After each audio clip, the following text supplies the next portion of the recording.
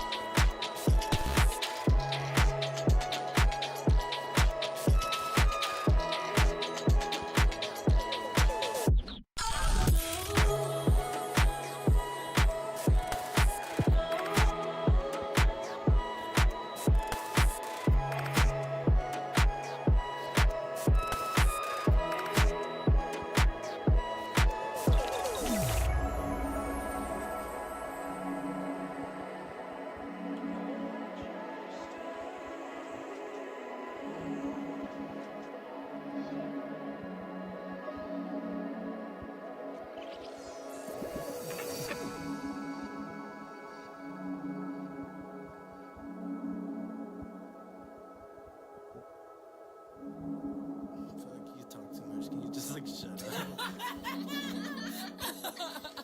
It's not my fault that I talk too much. Damn it.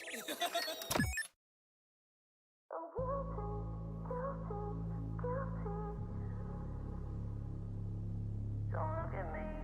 Don't look at me. Cried all the water on my body. Yeah. Even a desert ain't gon' want me. My body shaking with apology. But ain't nobody feeling sorry for me. Not even me. And why should anybody understand? I made this whole mess with both my hands. I did all this shit myself. I created my own hell. Every fucking time I lose my mind, I'm leaving all the ones I love behind. I know I'm guilty, guilty, guilty. Don't look at me, don't look at me. I'm filthy, filthy, filthy. Can somebody kill me? Does anyone hear me?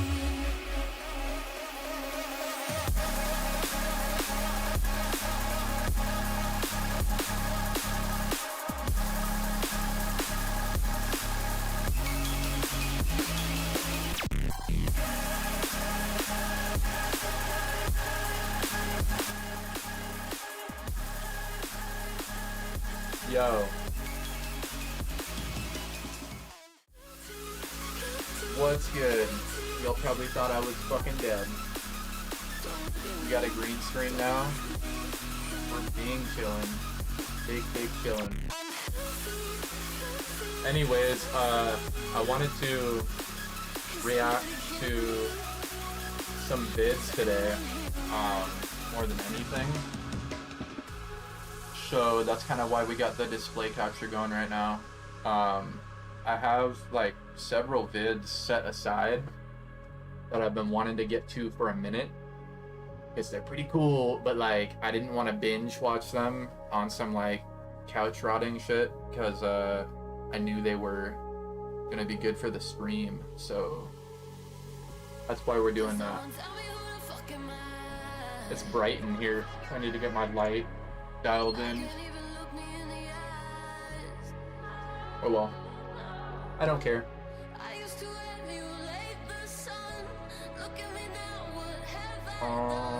Let's pause this shit.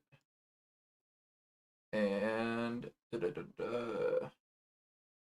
me get my shit right. Shit right here. Turn that on. Then we can. So we got this vid from Patrick CC about Tom Cruise, and I think Tom Cruise is such a weirdo, bro. Like I cannot get over how insane he is. And this talks about his tales into Scientology. This vid has like 3 million views, so I'm probably hella behind. Then we got a vid that this dude Ben Thompson made. Kind of underrated YouTuber, but he's slowly blowing up. It's called I Got Addicted to Vaping, and it says in parentheses on purpose. So that's gonna be pretty interesting. And then we got How War Made the Cigarette by Imperial, which only has like almost 700k views. I can't speak at all. My brain is fried, but honestly kind of want to start with the Patrick CC one. It is the longest. It's an hour, but probably just gonna skim through it or talk over most of it. Let's see here.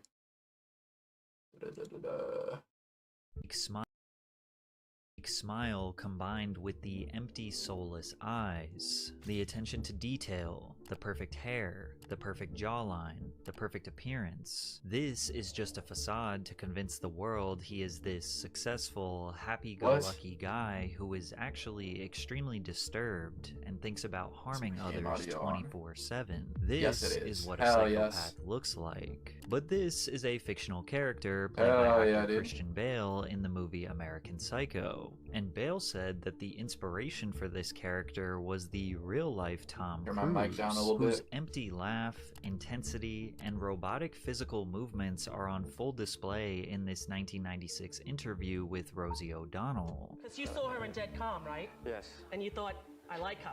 Yeah, I thought Yeah. she was very talented. Yeah, she is talented. The new movie's supposed to be great. Dude, his laugh even is like, She's coming on this show. like I have a Couple days, yeah. pretty messed up laugh, but like, dude, It's Renee I was upset with. dude, It's Renee in the movie with all that kissing with you, Tom. I didn't like that. However, the actual interview that inspired the American Psycho character was this one with I'm just David bagging on Letterman, Cruise. where Tom Cruise laughed uncontrollably while telling the story of him cutting off his co-pilot's oxygen as they flew to dangerous altitude levels. One time we were Jesus. flying to Colorado, and I was flying this airplane that we had to go on oxygen, and winds were better at a higher altitude, so we climbed up. sorry if and, you hear I dogs realized that we couldn't stay barking. at that altitude if, Our dogs are going on oxygen, absolutely I descended fucking to enough batshit, and I oxygen, can't do so anything I had a about it. passenger They're in the just back, on so one. They've been we on figured one out, all day. you know, I don't know me what and the co-pilot, that if we what I turned can the do. oxygen off in the I can't backpack, do we could anything. make I it can't this say altitude. anything. Like they just won't stop. So sorry about that. So we, you know, it wasn't dangerous or anything, you know. It's our fucking Frenchie up there, dude. She's just going.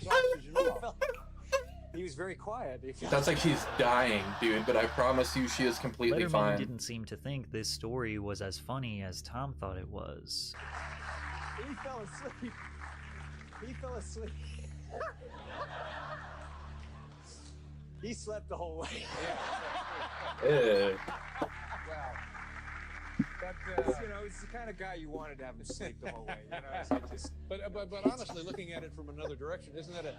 Dude, these fucking dogs. I'm sorry, guys. He's You just turn a guy's oxygen off?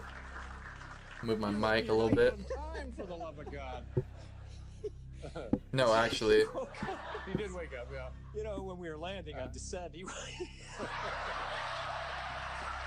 As the passenger blacked out after being oxygen deprived for several minutes, Tom finds it hysterical how confused the man was when he regained consciousness, feeling numb and disoriented. No, no. No, no.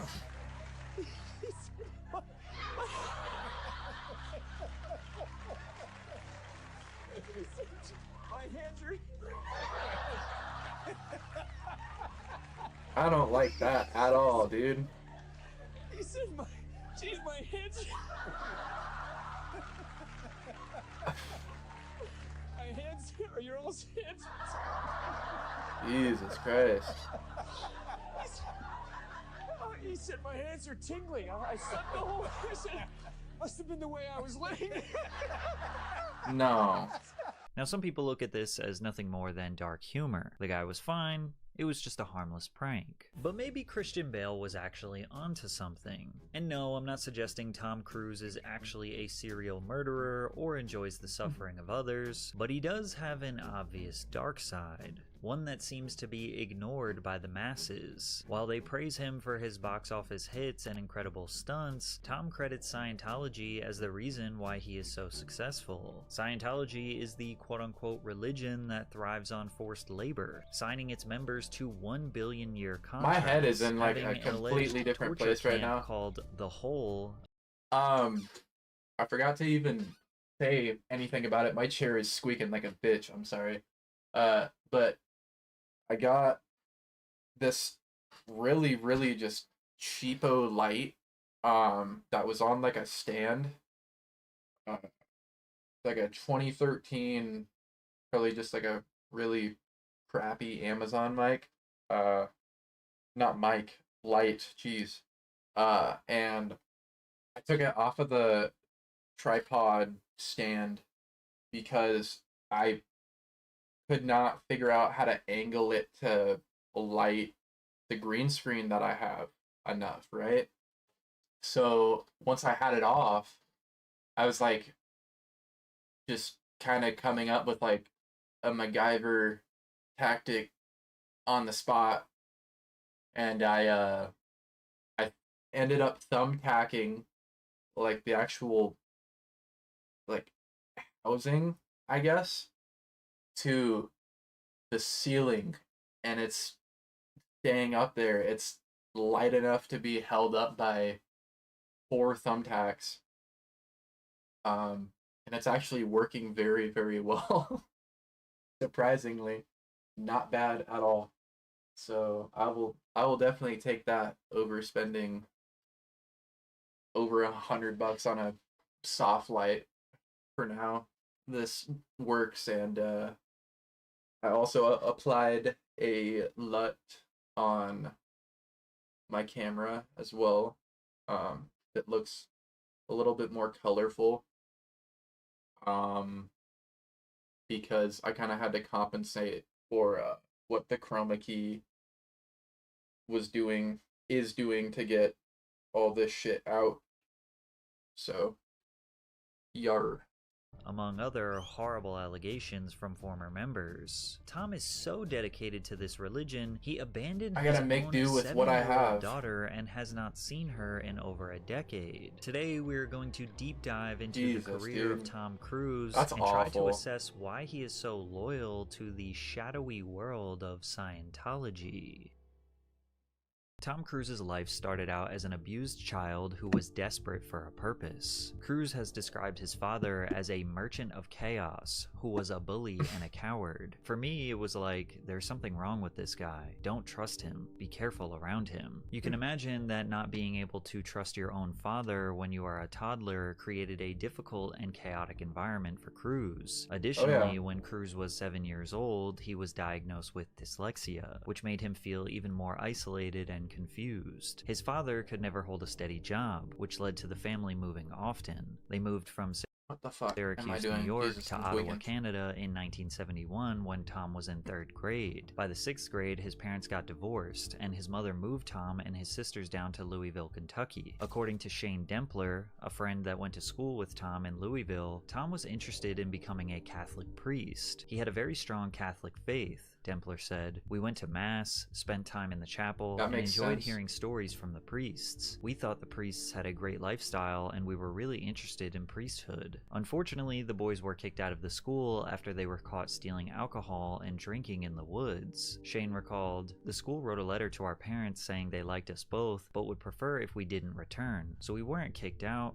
just preferred not to go." From there, Tom relocated to another seminary school in Cincinnati, Ohio, after being recommended by a local priest. Tom was instantly hooked, said Father Rich Schneider, who gave the speech that brought Cruise to seminary school. "I think he wanted a good education. With his parents going through a divorce, it was tough on him. That's maybe one of the reasons why he came here." His time in Cincinnati did not last long, as his family would ultimately relocate again to Glen Ridge, New Jersey, where he finished high school. After graduation, Tom knew acting was his future. Within his first year of auditioning for various Hollywood roles, he landed a small part in a film called I can't help it. I'm Tom's sorry. handsome look and physique made him stand out amongst his peers, which got him an ancillary role in the film Taps. As a novice in the industry, he wanted to learn everything there was to learn about cinema. The first film that I really got on, which was Taps, I went to every single department and I studied every part of the movie. I went to the camera department, I studied lenses, lighting.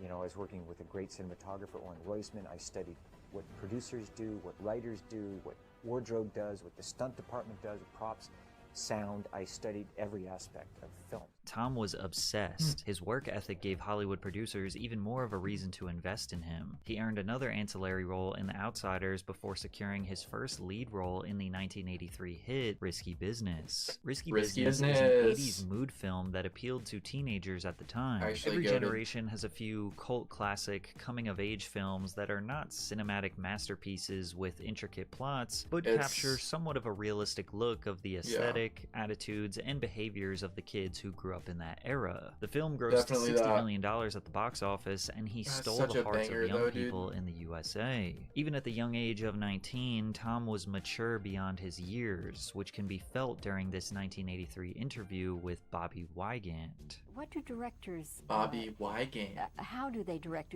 Do they work with you a lot, or do they pretty much give you rein? Yeah, they leave me alone. He doesn't look bad here. That's, I mean, a director, a good director. He actually looks good here. You know, entrust his artists after casting them. I've been fortunate. I've really had a lot of room with the directors that I've worked with. Tom holds a very controlled, poised demeanor. Even if he glares at you for a second, you can feel his intensity. He quickly shifts from high-energy laughter to extremely soft-spoken. Tom continued his trajectory as a rising star in Hollywood, and in 1986 he would land a lead role in a classic film that would officially secure him a 40-year legacy. It also ushered him into the controversial Church of Scientology. But first, a quick word from today's sponsor, Underdog Fantasy. Week 2 of the NFL is here, and Underdog wants to make it a lot more exciting. Join the money by making options, favorite data, and customer for Patrick CC to get in the 80s. The U.S. was $1 exhausting all of its resources to push military propaganda. Bro, I can't even. In the 80s, $1,000 in bonus cash and a free pick. Thanks, Underdog. In the 1980s, the U.S. was exhausting all of its resources to push military propaganda and program young men for war. G.I. Joe, cap guns, Little Green Army Men, Boy Scouts were resurging in popularity, and of course, the seemingly endless list of 1980s war movies. Writer Jerry Bruckheimer capitalized on the pro-military trend by focusing on the high-octane, action-packed jobs of fighter pilots. Originally, Tom did not want to participate in the film. Sweep transition. By Tom Cruise over and over again. I can only do so much with Display Fusion, the program that I use to like split up my monitors. Like, unfortunately, it hard caps. Tom Cruise played the role of the charismatic fighter pilot Pete Maverick Mitchell, an all-American patriot who oozes masculinity and charm. The film was a blockbuster hit, earning $357 million at the worldwide box office. Tom Cruise was a pop culture superstar. Aviator sunglasses became status quo late 80s fashion because of him, and the U.S. military had its last year of positive growth after the movie was released. But behind the scenes, Tom was actually struggling. When I was 22, when I was making Top Gun, I got the chance to make my dream come true to become a pilot. I thought I found what I wanted to be, but I didn't learn. But I knew I had failures of L. researching world wars to at least have a picker under stars for stupidity.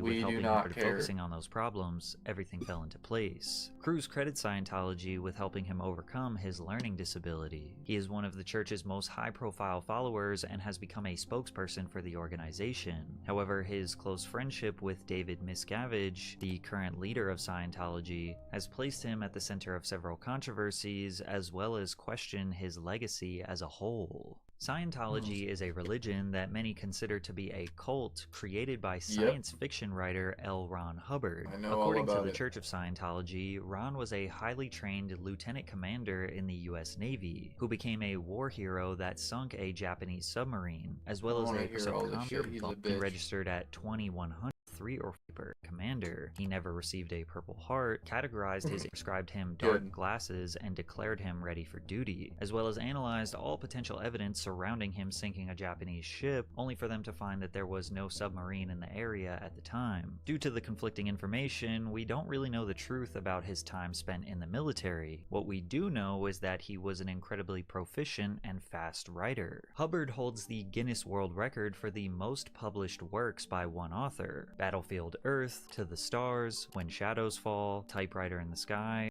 are just a few of his fantasy alternate world fiction stories. Although he published books at an incredible rate, there seems to be a quantity over quality issue, because he was never able to make a financial living off of his work. There have been extensive studies and multiple sources that have corroborated this L. Ron Hubbard quote. He told us that writing science fiction for about a penny a word was no way to make a living. If you really want to make $1 million, he said, the quickest way is to start your own religion.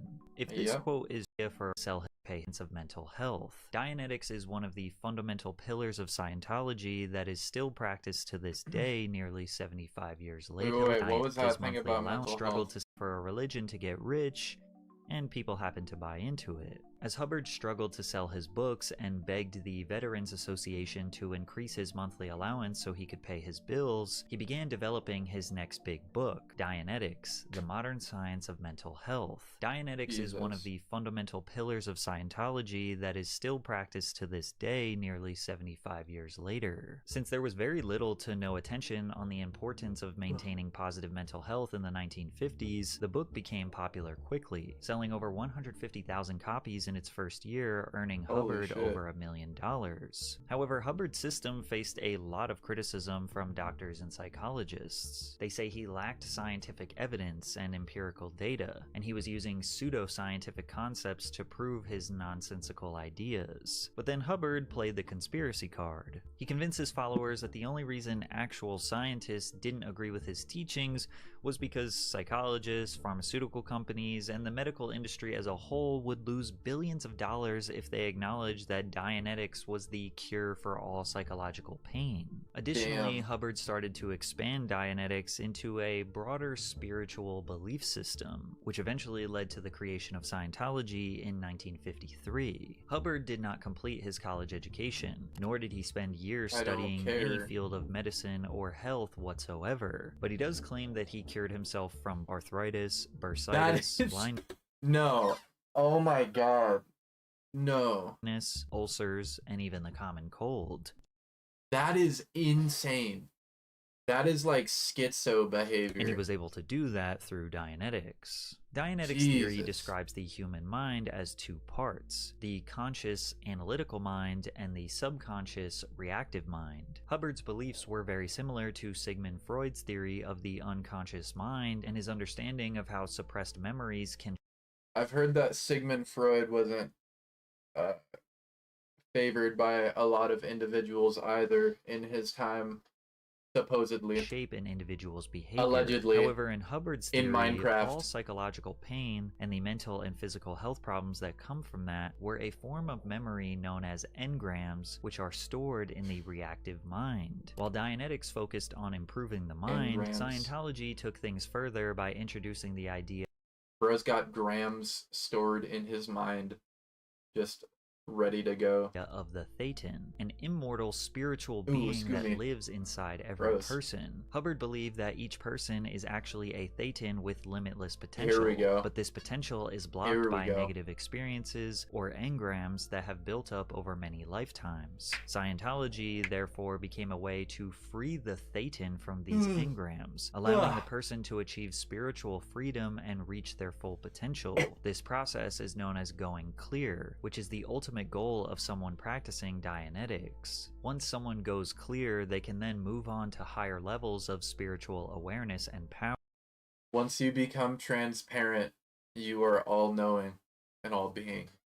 Known as the operating Thetan levels. These levels are supposed to give the person more control over themselves and the world around them. Powers such as telepathy, exteriorization, which is the ability to separate from the body with full perception, telekinesis, the ability to move objects with thought. Where most religions focus on a servitude towards a god or a higher power, Scientology kind of does the exact opposite, and although they don't say it specifically, they essentially believe that they are gods or that they can become gods. Tom Cruise is known for reaching extraordinary levels of human excellence, such as learning how to become a fighter pilot, or climbing the tallest building in the world without any sort of harness or rope, among his endless list of other incredible stunts he has performed. It's safe to assume that Tom Cruise believes that going clear has allowed him to accomplish these incredible feats. However, the process of going clear is pretty intense and also costs a lot of money. To go clear, a trained auditor helps a person go through their past experiences to find and deal with the engrams that are holding them back. This process often involves using something called an e-meter, a device that measures the electrical resistance of the skin, which is believed to show the presence of engrams. Auditors use the e-meter to track a person's progress and help them find and resolve resolve deep-rooted negative experiences. A person during an auditing session would be instructed to hold 2 metal cylinders connected to the e-meter, which sends a small electrical current through their body. The e-meter then measures changes in the electrical resistance, which Scientologists believe show changes in the person's mental and spiritual state. The auditor uses these readings to guide the person through questions, but these questions that they ask are often very leading and intended to poke and prod at the deepest, darkest secrets held in your mind and soul. When you learn about how these auditing sessions are done and the types of questions that they ask, you'll see how it almost comes off like an interrogation or a way to give personal information to an organization that could be potentially later used against you. Yeah, so here's even how a Scientology auditor believes it works.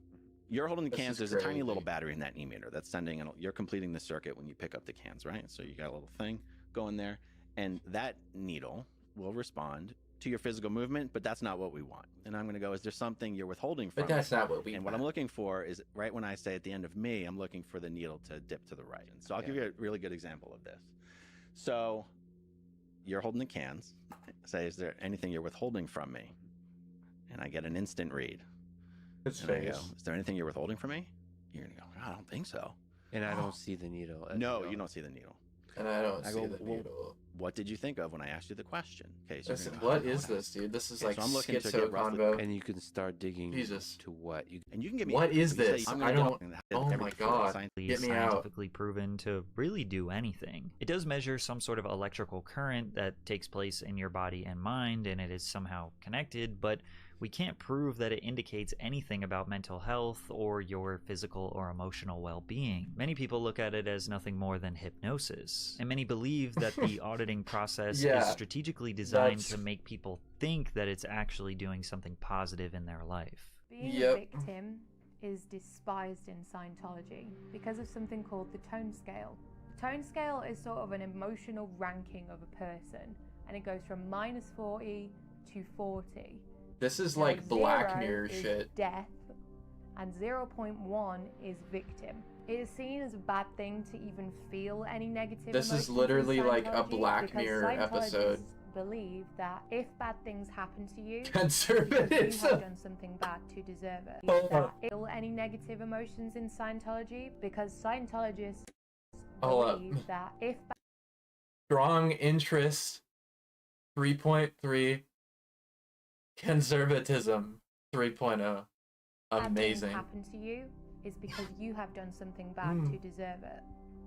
It all felt like emotional torture. So you can see how this is kind of a dangerous gray area. On one hand, the goal of the therapy sessions is for you to feel better, for you to cope with all of your past trauma and your negativity, and for that to then release and have positive ramifications on your life. But then the other hand is like, well, no, you're not actually solving these problems. You're just being tricked into Shit, thinking sorry. that you're solving these damn. problems.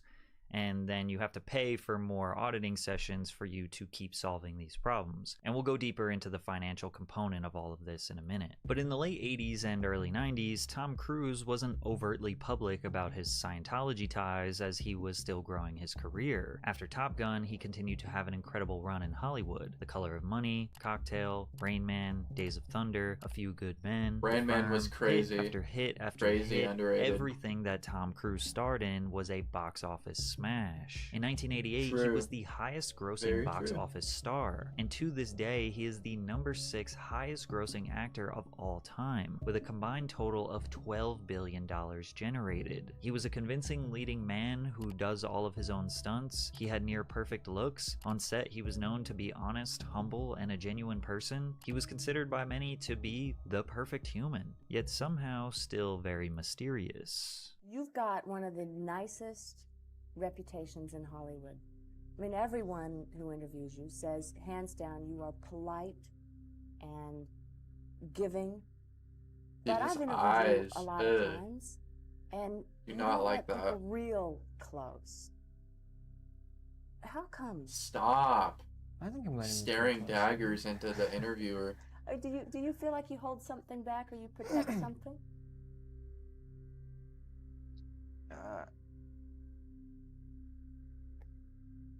Yeah, I mean,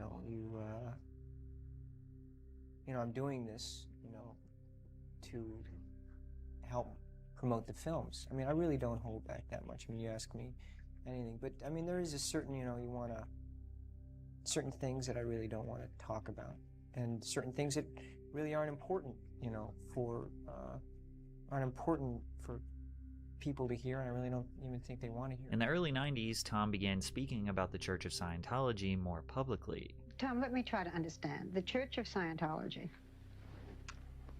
is this something that feeds you spiritually? Or is it a technique that just helps your mind? Is it a religion? Yeah, I mean, by definition, it is a religion. And is it for you? Does it help you in a spiritual way? Yeah, but the thing is that it's not a matter of being fed something. And it is not someone telling you how to live your life. It is not someone feeding you what is real for them. It is what is real for you. It is a self-exploration. Does it bother you that it is considered so controversial, that it is considered a cult, that it has been investigated? I'm not telling you anything you don't know. No, it doesn't. For me, I don't care. It doesn't affect me at all. It doesn't matter to me. Whatever anybody thinks or what they don't know. I don't care. The 24th left message. 1993, Scientology. He now must do outside of its confines. In 1993, Scientology became a recognized religion in the United States, which dramatically increased its legitimacy. For many years, the IRS refused to grant Scientology this status because of the concerns about its financial practices and whether it was really qualified as a religion. The Church of Scientology fought back by filing many lawsuits against the IRS and reportedly harassed IRS officials. Finally, in 1993, after years of conflict, the IRS granted Scientology tax-exempt status, recognizing it as a religious organization. This decision was highly controversial and led to widespread criticism, with many people believing that the IRS had been pressured into making the decision. And as you'll learn in a bit, Scientologists go to extreme lengths to gather sensitive information about others. Many speculate that they pressured, blackmailed, and threatened to expose government officials until they were granted tax-exempt status. But that's all conspiracy. This status allowed Scientology to operate as a nonprofit, which means it doesn't have to pay federal income taxes nor property taxes and has allowed them to accumulate massive wealth. It is estimated that the church has generated between $1 and $3 billion. But how did this honestly reminds me too of like the mega church culture. All of like the mega churches like Kenneth Copeland and all of that, like they are literally swimming in close to trillions of dollars. It's mind-blowing. If anyone can ever like make like a 3D like representation of it or something and you'd be able to see it, it's gnarly. Like there's a visual representation like 3D of the odds of you winning like the lottery and a bunch of other like pots and stuff that's out on YouTube. There's a couple of them, but there's a really good one that pretty much like made me never ever want to step foot into a casino or do any form of like gambling, because it's very disheartening to see it.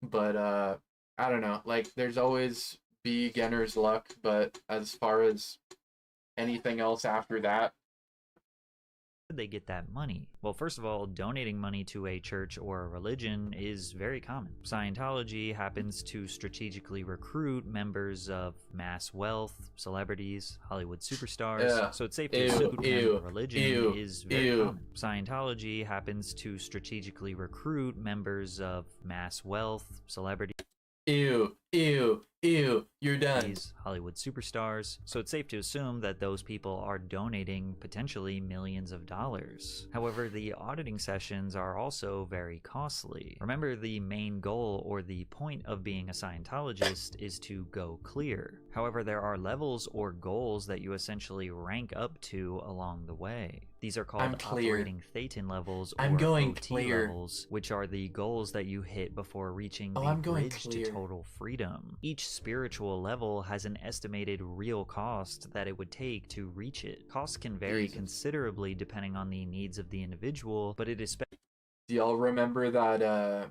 that quest from, I think it was Fallout 4?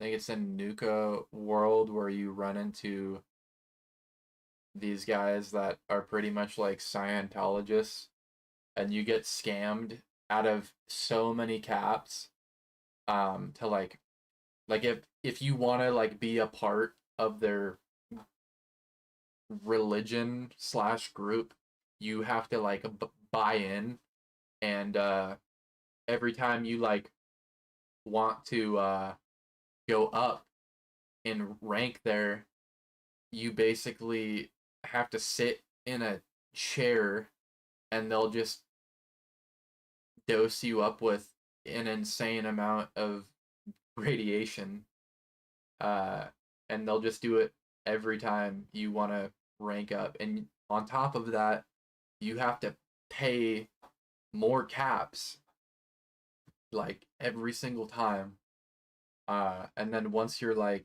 done, there's nothing after that, so they pretty much scam your ass. Speculated that somebody would be paying well over $100,000 into potentially $500,000 in auditing sessions to reach clear. Finish a course or an auditing action. You're not allowed to finish it until you write a people that do this are like actually batshit. batshit. It was and how it changed your life, and how you would want other people to have that. Now, if you're like, I'm not really feeling it, you're like, oh, you're not? We're gonna have to go back and see what's wrong with your last level, and that costs you more money. Hop on the Jesus, literally the Fallout The beatings quest. will continue until morale improves. But Yep. you get to a point where it literally costs you more money to say that thing didn't give you exactly what you hoped it would. So you're trained to lie to yourself. That's great. just to save money. And then you get up these and you poor lie to people, everyone bro. else to I get them don't know. I do want to it feel yourself. bad You for can them, also but pay like I money in also advance to the church for them to hold You it should and know keep better, it as almost dude. like a bank account for auditing sessions in your next people should life. know better. They're good people, and they're being No, they're defrauded not. out of their life savings. I mean, it costs $250,000 Okay, easy maybe to be they're good people. How do be these inside people a- though that like aren't like who don't have a lot of money? How do people afford that? That's the thing. It's amazing. It shows you the ability of someone who has a belief and a faith that they're doing amazing things. They work to pay for their religion. They live below their means to pay for their religion. It is impossible to advance in the religion without completing the required courses and Scientology auditing sympathizers. sessions. No other modern religion with a congregation size comparable to that of the Church of Scientology mandates recurring payments to merely participate. Yet, Scientology's entire foundation and religious ideology is built upon these required payments from parishioners. Additionally, the Church of Scientology saves an enormous amount of money in labor costs because I saw the word beast in there and my eyes perked up. Mr. Beast mentioned. they pay their employees or volunteers next to nothing. A That'd mere be crazy $50 per if- week stipend. I mean, However, he many probably of them are is. okay with this form of Mr. payment Beast as they is a have become fully Scientologist. dependent on the Church of Scientology in every aspect of their lives. The Sea organization is the most dedicated version, the most dedicated brand of Scientologists. So there's 3 like echelons of Scientologists. There's public, who just live normal lives in the real world and they pay to do Scientology courses and auditing. Then there's staff members who also live in the real world, but work on 2.5-year contracts or 5-year contracts at their local Scientology organization. And then once they finish their contract, their debt is paid or whatever. And then there's the Sea Org members. These are the guys who sign the billion-year contracts. They don't have lives in the outside world. They don't own property. They live in Scientology-provided housing. They eat Scientology. They eat in Scientology. Yeah, they live in cafeterias. compounds. An actual contract that says 1 billion years? It's symbolic, but yes.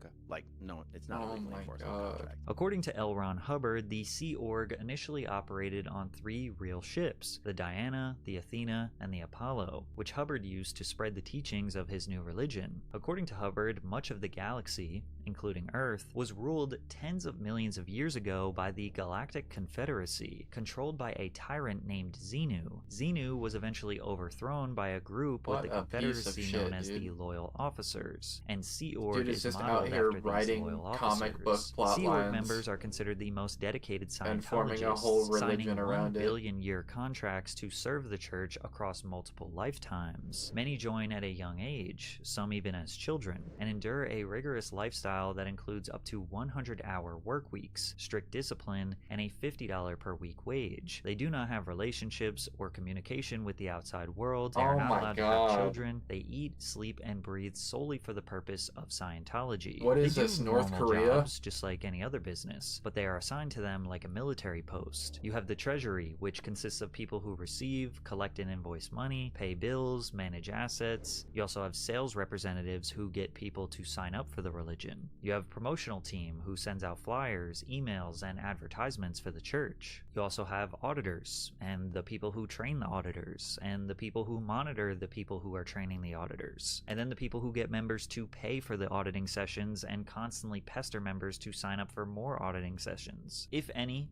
and I mean any task, no matter how small it is, that they were assigned to get done is not done by the end of the day, they will not stop working. Whether your task is to organize thousands of files by hand, or sign someone up for an auditing session, or merely just dust the floor, if the task is not done, you don't stop working. In 1975, Sea Org transitioned to land-based operations. They're all By basically 2000, the number of Sea Org members was captive. estimated at around 5,800. Most members now live in church complexes around the world, including Compounds, locations in yeah. Los Angeles, Florida, Copenhagen, London, Just and call it a Sydney, compound. with some assigned It's to fine. smaller centers or acting as missionaries. And still to this day, there are many people that live and work on the Sea Organization motor vessel Freewinds. Scientology reports that they have millions of members worldwide, and that is this rapidly growing religion that people love. But most of these buildings are vastly empty, and it seems like they really don't have that many members, potentially in the ballpark of 40,000 people. There are countless stories of former members who have escaped Scientology, who have often described themselves as being trapped in a cult. Leah Remini is an actress and former Scientologist who escaped and has dedicated a good part of her life to expose the horrors of life as a member. We have heard stories of mind control, to forced labor, to sexual assault and abuse, to a secret prison camp called The Hole, where disgraced members of the church are sent to effectively be tortured. Oh my god. Okay, before I forget, I don't know if I mentioned it or not. I know this is completely off topic. Like, probably seems hella rude. I promise I'm not trying to be. I did a CPU swap fairly recently. Went from my old Ryzen 5 to a Ryzen 9. So we're big cooking now. I'm more than set to do full on like music production streams with no issue.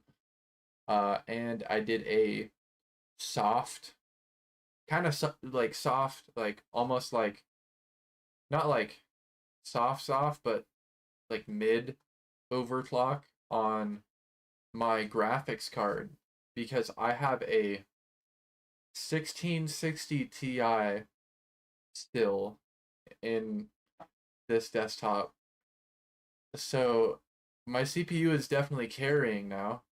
But besides that, I mean, like, I have been having 16 gigs of RAM alongside that, so it's not, like, it's tolerable. And doing the overclock made it just to where, like, I can play what I want to play, until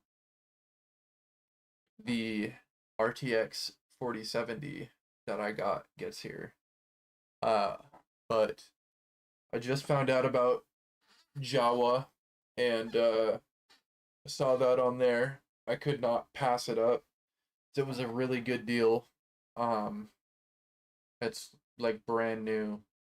Just the box is like opened.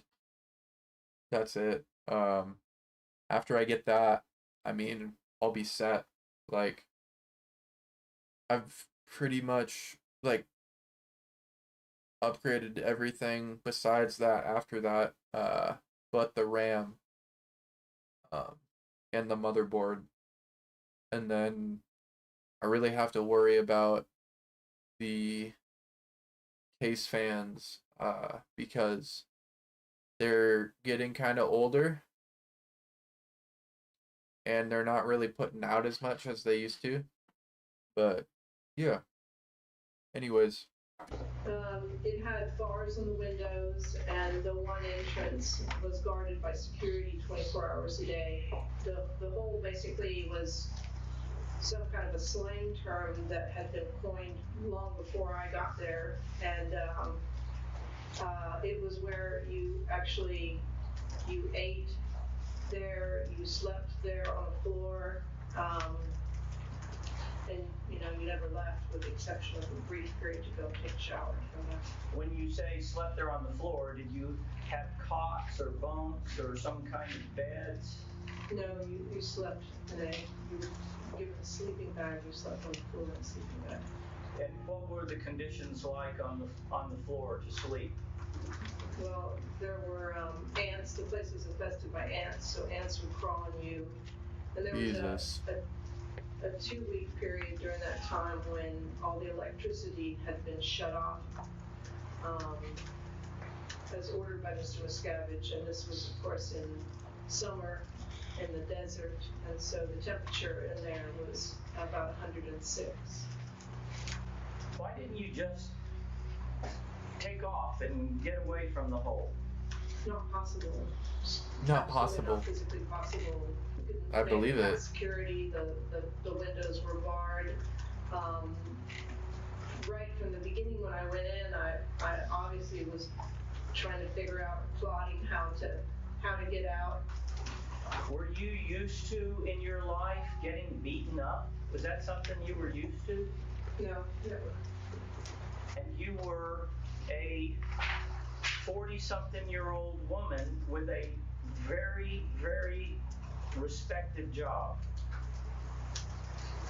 Yes. Any and all accusations of major or minor misconduct within the church has been vehemently denied. They have never been tried or found guilty of committing any sort of crime. However, one form of justice they did admit to doing is called overboarding, which in the days of L. Ron Hubbard sailing the Mediterranean in his fleet of ships consisted of throwing members off the ship into the ocean. According to author Janet Reitman, the modern version of this justice consisted of going outdoors in the middle of the night and assembling at the base's swimming pool or its muddy lake. Members would then jump or be pushed into the water, often in freezing conditions, while fully clothed and with Miscavige watching. Church lawyer Monique Yingling said overboarding is a part of as a no-tolerance policy on anyone who criticizes or attacks their practices. It is often referred to as attack the attacker. The procedure is as follows. Spot who is attacking us, start investigating them promptly for felonies or worse using own professionals, not outside agencies. Double curve our reply by saying we welcome an investigation of them. Start feeding lurid, blood, sex, crime, actual evidence on attackers to the press. You can get reasonable about it and lose. Sure, we break no laws. Sure, we have nothing to hide, but attackers are simply an anti-Scientology propaganda agency so far as we're concerned. They have proven they want no facts and will only lie no matter what they discover. So banish all ideas that any fair hearing is intended and start our attack with their first breath. Never wait, never talk about us, only them. Use their blood, sex, crime to get headlines. Don't use us. There's a process called noisy investigation. It's written up in Scientology.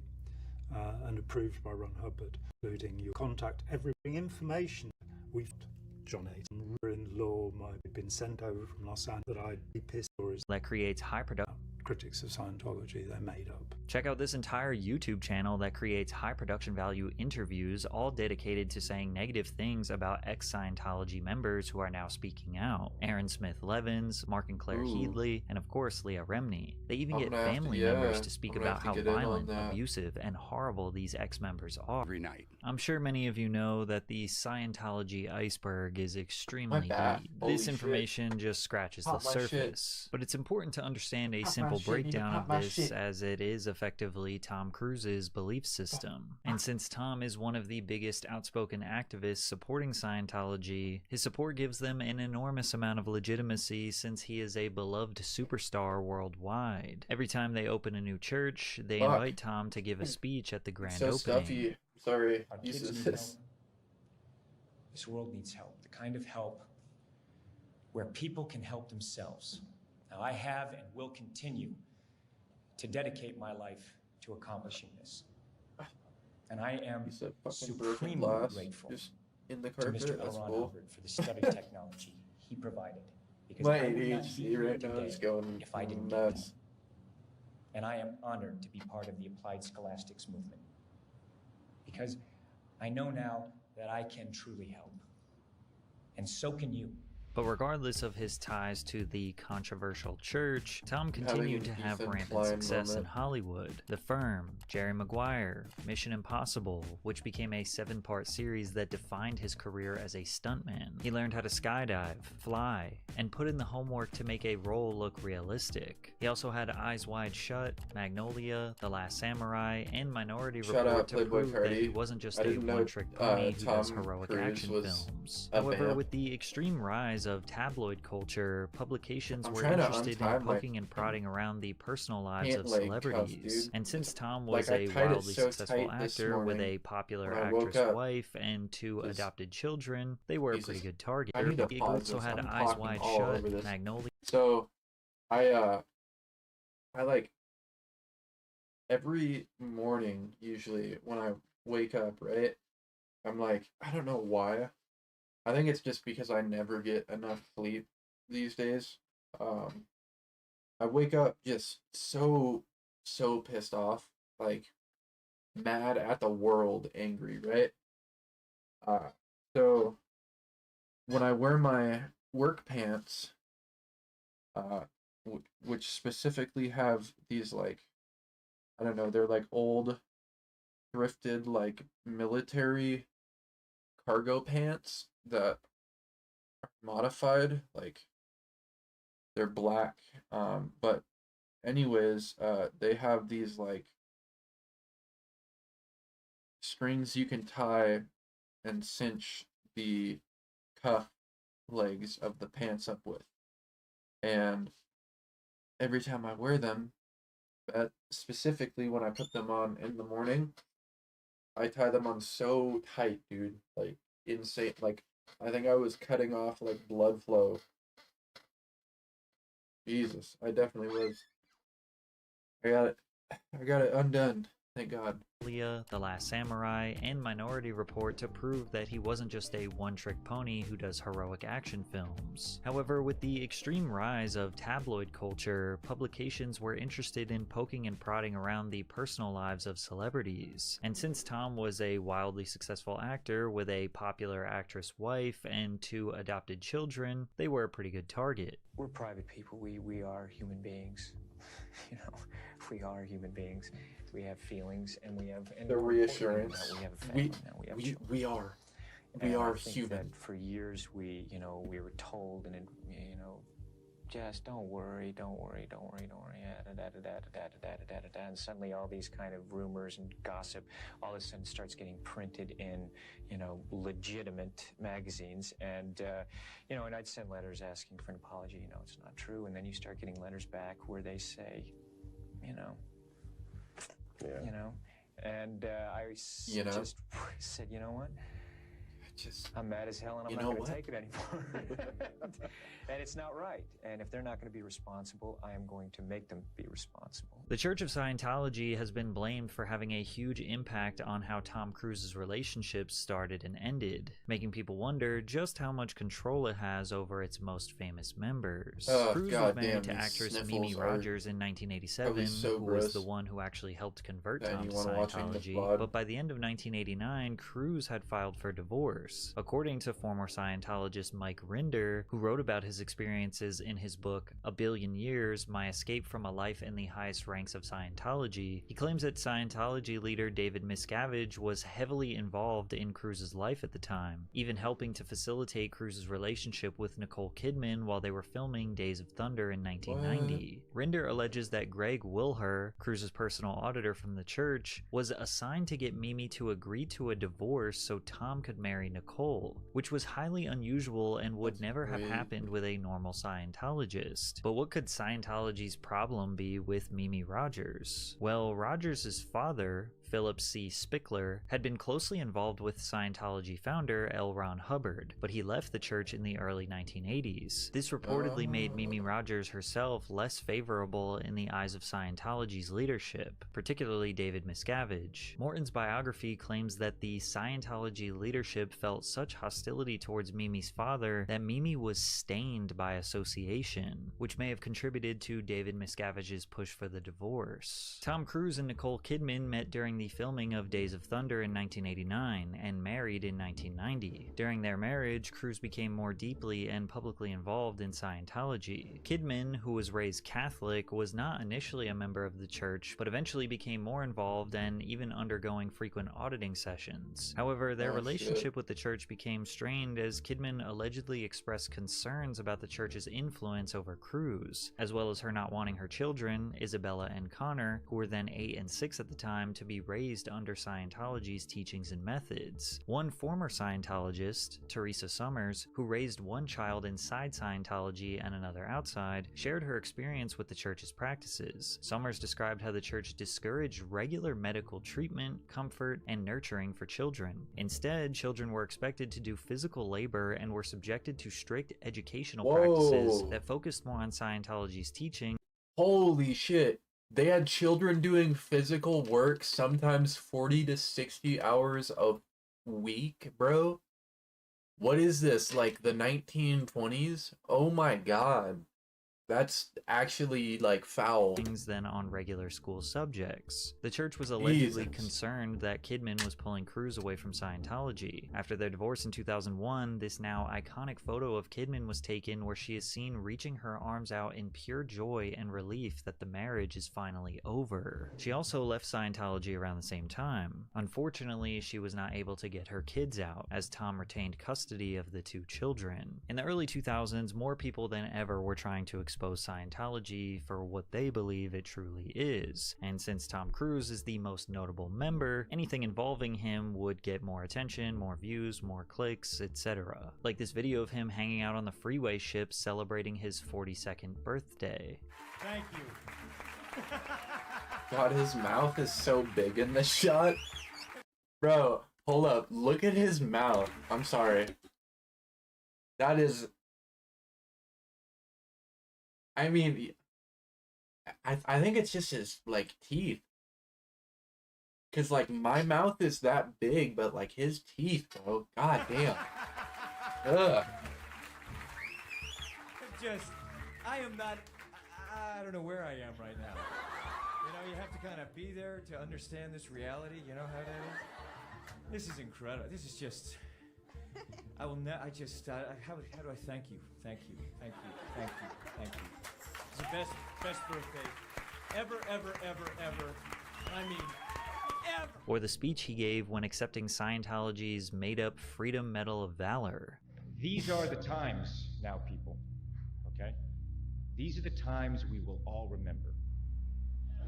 Were you there? The coughing. What did you do? I think you know that I am there for you. These times we will all remember. Were you there? What did you do? I think you know that I am there for you. And I do care so very, very, very much. So what do you say? We need to clean this place up? My thumb hurts. I don't know why. Ah. Motherfucker. Why does it hurt? To LRH. But there was one video that fundamentally changed Scientology's public reputation. In this 9-minute video of what seems to be a Scientology promotion reel, Tom is ranting about Scientology with the signature Mission Impossible theme song playing in the background. And just like every other time he talks about Scientology, he says a whole lot of nothing. You can just see the look in their eyes. You know the ones that are doing, and you know the spectators who are the ones that are going, well, it's easy for you, or what am I doing? And it's just, that thing is, I've canceled that in my area. It's like, man, you're either in or you're out. That spectatorism, and it's something that is, we have no time for it now. So it's our responsibility to educate, create the new reality. We have that responsibility to say, hey, this is the way it should be done, because we do it this way and people are actually getting better, and let's get it done. Let's really get it done and have enough love, compassion, and toughness that you're gonna do it, and do it right. Trust me when I say that this entire 9-minute video is just him stringing right. PC was like crashing here when it did this shit. This way, and people are actually that freaked me out so bad. I was like, let's get it done. Let's really get it done and have enough love, compassion. 9-minute video is just him stringing together a bunch of vague, non-descriptive sentences that absolutely lead to no point whatsoever. This video was so confusing and so laughable that it started to turn Scientology into somewhat of a joke or a meme. It began to lose its sort of mysterious and almost cool and interesting luster, and yeah, people were just not taking it seriously anymore, like it was just a joke. To add fuel to the fire, South Park made an entire episode mocking Scientology. It all began 75 million years ago. Back then, there was a galactic federation of planets, which was ruled over by the evil Lord Xenu. Xenu thought his galaxy was overpopulated, and so he rounded up countless aliens from all different planets, and then had those aliens frozen. Frozen alien bodies were loaded onto Xenu's galactic cruisers, which looked like DC-8s, except with rocket engines, and dumped them into the volcanoes of Hawaii. The aliens were no longer frozen, they were dead. The souls of those aliens, however, lived on, and all floated up towards the sky.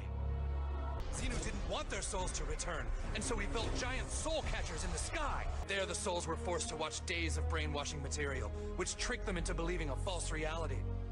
Xenu then released the alien souls, which roamed the Earth aimlessly in a fog of confusion.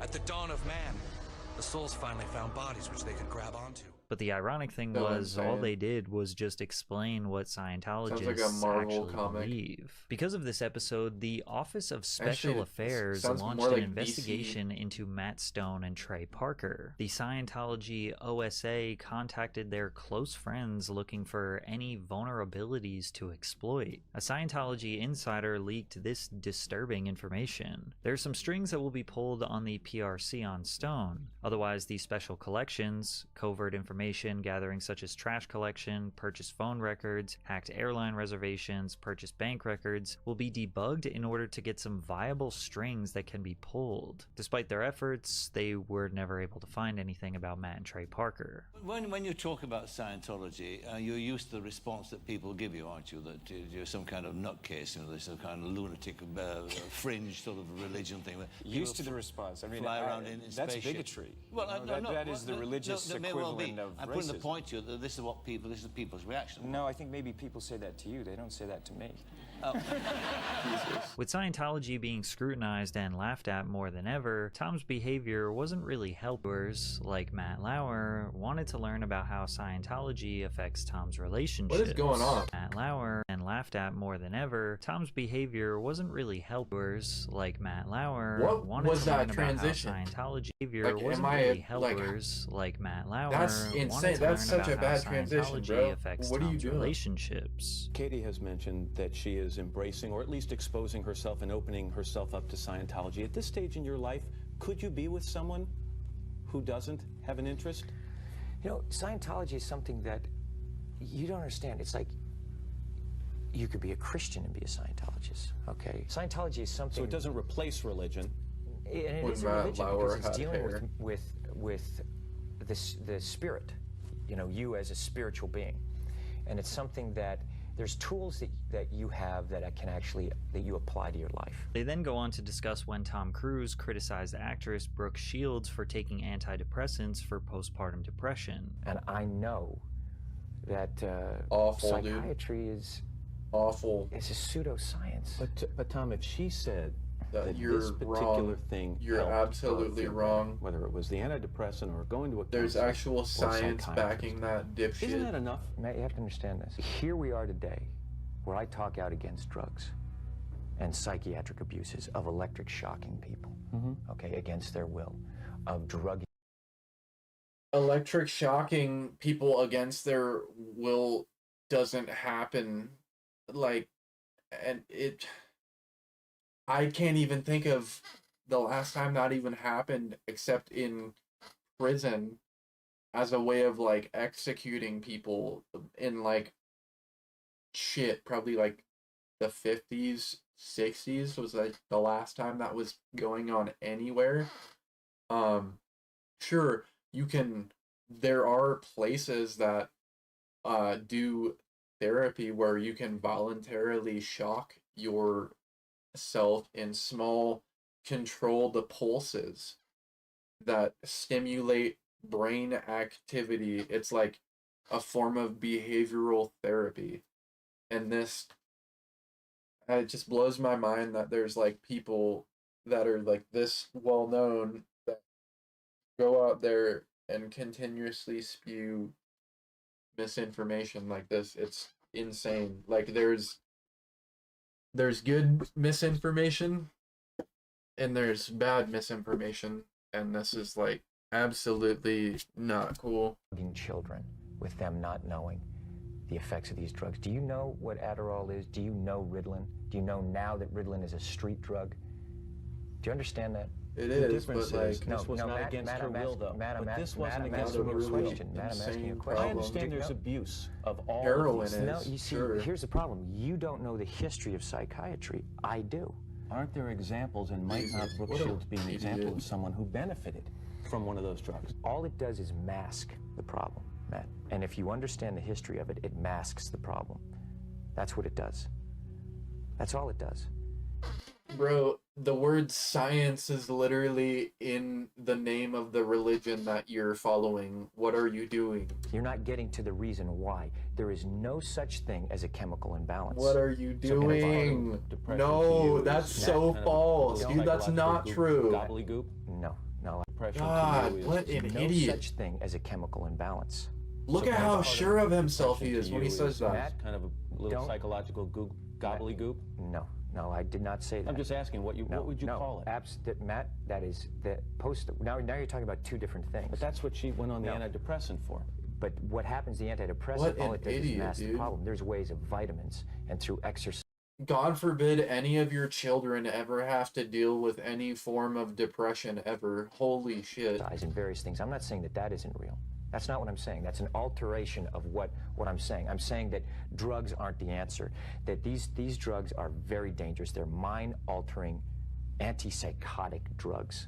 And there are ways of doing it without that so that we don't end up in a brave new world. While Tom does make some interesting points about the potential dangers of using prescription medication, as well as claiming that it would be advantageous for us to pursue more natural remedies, it's kind of hard to take him seriously when he says that psychiatry is pseudoscience, but he also believes that paying to reach your operating thetan levels will allow you to cross the bridge into total freedom. Tom and Katie Holmes married in 2006, and from the very beginning, there were rumors about Scientology's involvement in the relationship. Cruise introduced Holmes to Scientology shortly after they started dating. Katie, who was raised Catholic, decided to convert to Scientology, which nobody was surprised. Soon after their marriage was official, Katie Holmes was encouraged to cut ties with her previous management team and replace them with people connected to Scientology, effectively putting her career in the church's control. As time went on, Holmes became increasingly uncomfortable with Scientology's influence on their lives, particularly concerning their daughter Suri. Tom insisted that Katie deliver the baby in in near silence, following a Scientology ritual meant to prevent negative experiences from being imprinted on the child's mind. This silent birthing technique is part of the belief system that the noise during childbirth would cause engrams. Oh my god.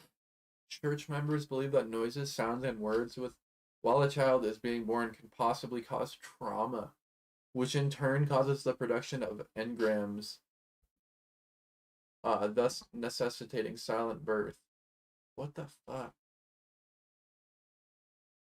Jesus. There were rumors that the church had plans for Suri to join the Sea Org, which really made Katie worry and realize she needed to make a change. There were rumors that she was accompanied by a Scientology handler during her public appearances who would feed her lines about how much she adored Tom, as well as the church allegedly micromanaging various aspects of their relationship. Rumors aside, when analyzing what actually happened after their divorce is really telling about the reality of their relationship. You see, while Holmes was with Tom, he still had custody of his 2 children. Bella and Connor are devoted to their father and Scientology, and those children never really saw their mother, Nicole Kidman. So while Katie was with Tom, she was fearful this could happen to her child if she got a divorce. She thought their parents saw it coming, dude.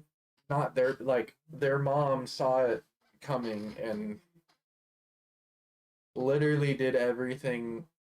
She did everything she could to keep them away from this, and they jumped headfirst into it. That her child would essentially be trapped in Scientology to Look her at how child much, if she were Kidman. So while Katie was weirder with they look Legit, now. and those children never really saw their mother, Nicole Kidman. So while Katie was with Tom, she was fearful this could happen to her child if she got a divorce. That her child would essentially be trapped in Scientology and under Tom's custody, and then she just wouldn't see her daughter. Literal So Katie Holmes brainwashing. planned for months behind Tom's back and completely blindsided him with the news that she wanted a divorce. And therefore Tom and Scientology were unable to control the way that the media reported on this. When the divorce proceedings finally came out, they revealed the lengths to which Holmes went to escape Scientology and Tom's control. She had to use disposable burner phones and secret laptops to communicate with her lawyers and plan her escape in fear that the church would step in and do something to her and take her daughter. She almost immediately moved to New York, which was a strategic move to secure primary custody of Suri. Scientology members were allegedly following her in New York, so out of fear she called the police because she believed church members were planning to abduct her daughter. Katie also fired her entire team that had worked for her during her marriage to Cruz, including her publicist and security detail. She had to wipe her entire life clean because of the grip Scientology had on her life.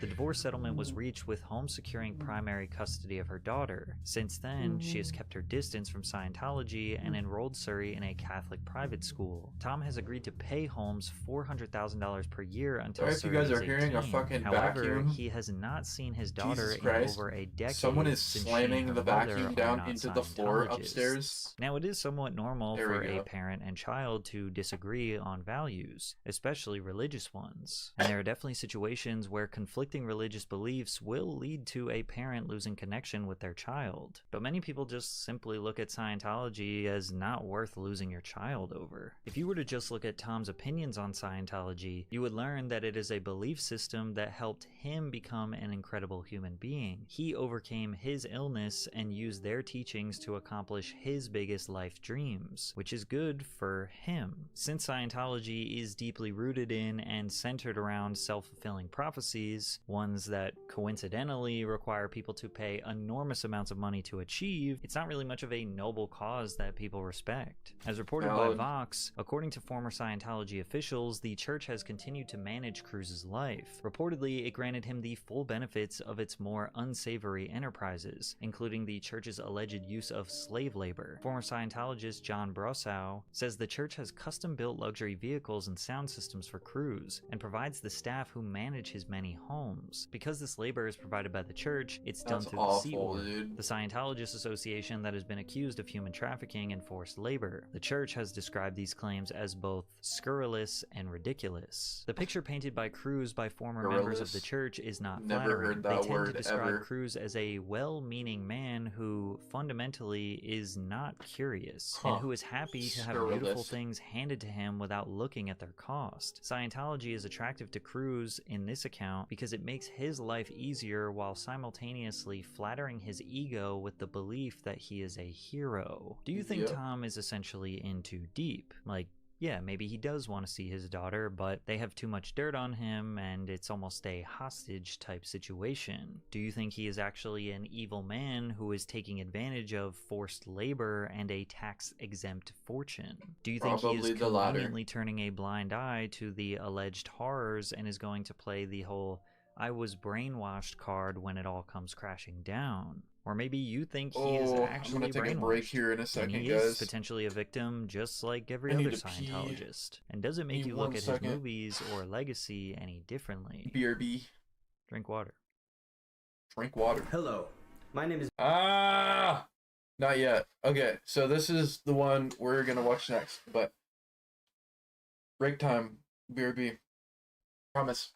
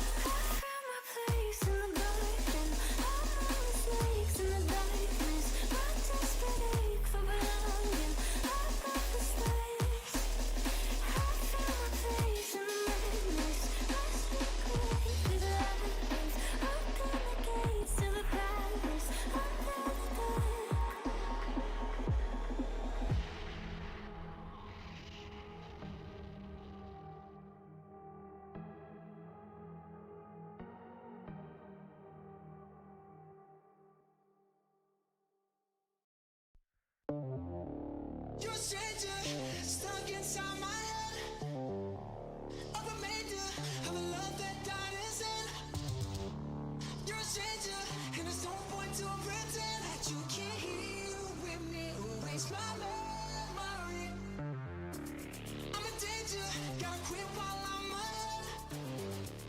Disclaimer, an emotion left unread. I'm in danger, and there's no point to pretend that you can't hear with me. Erase my memory. Don't feel so right when I disconnect from you. Hard to say what we do. It don't feel so right when I disconnect from you. Hard to say what we do. I am back. I got some tortilla chippies, some multigrain sea salt tortilla chippies.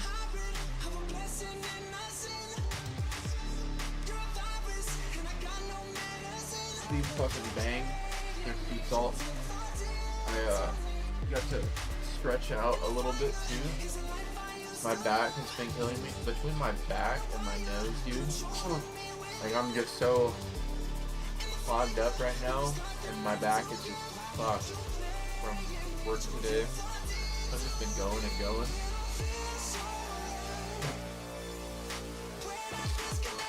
But, fucking chippies here, bro. Got to get the fuck down on these.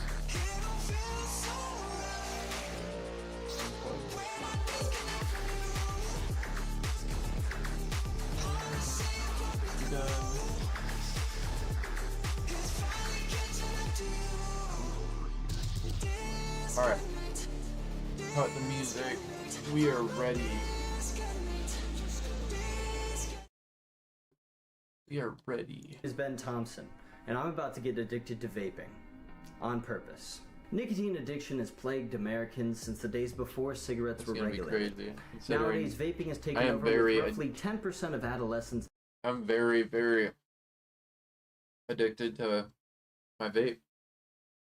Salt nicotine, I wish I had never ever picked up in my life. It's the one habit I have not been able to kick, and it's fucking terrible.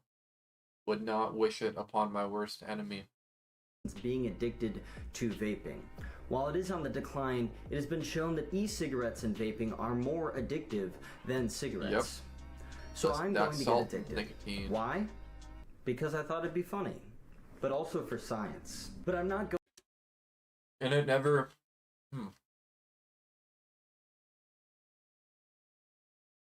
One second. It never used to really be a thing. Like, salt nicotine wasn't a thing until, I want to say, like, when Juuls first came out. That's when I kind of got introduced to it. And it hits a lot more like a cigarette than any other form of synthetic nicotine ever has and ever will, probably. And that's the reason why it is so fucking hard for people that try it and like it, why it's so insane to quit. Like, it's just awful.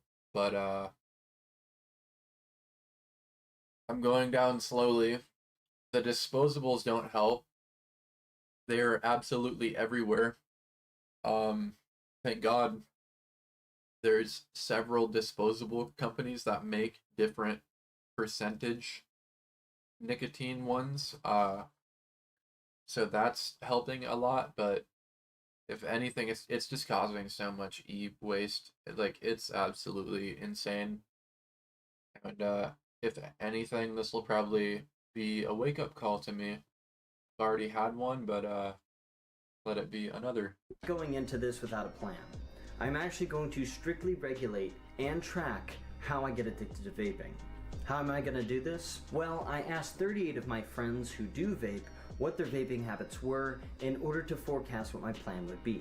I found that on average, people got addicted to vaping within about 3 weeks, according to them. Research also shows that to get addicted to vaping can take several days or even a couple weeks. On top of this, it takes about 10 weeks in order to form a habit. So to be safe, I'm going to use that 10-week benchmark in order to form out my plan. I'm going to vape every single day for about 10 weeks. Today is November 7th, so 10 weeks from today will be January 16th, where I will be checking in.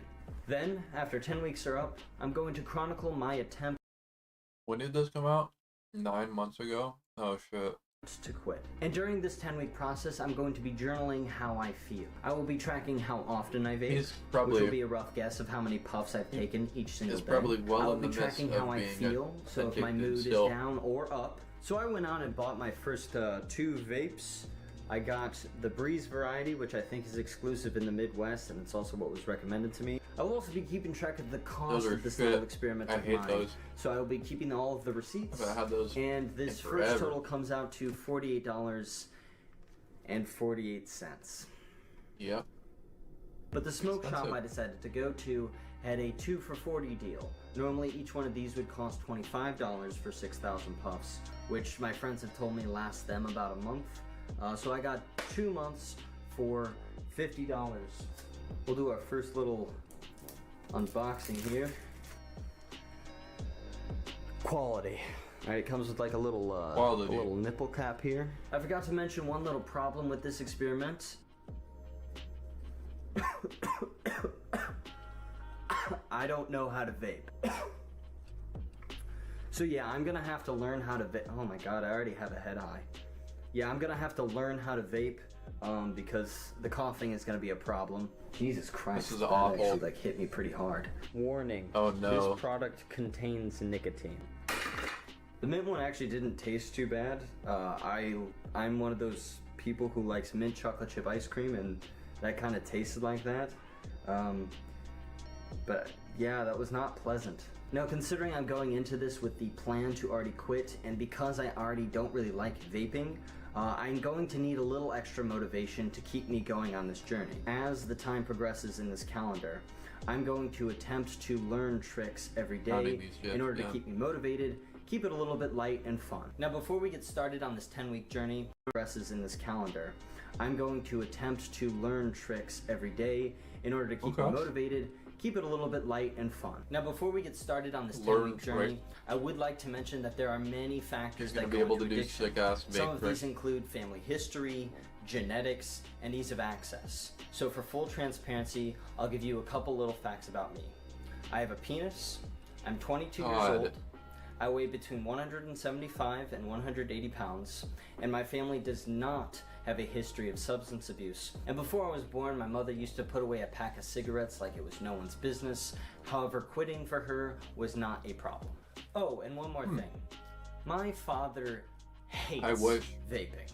With that being said, well, quitting cigs is a lot easier solely because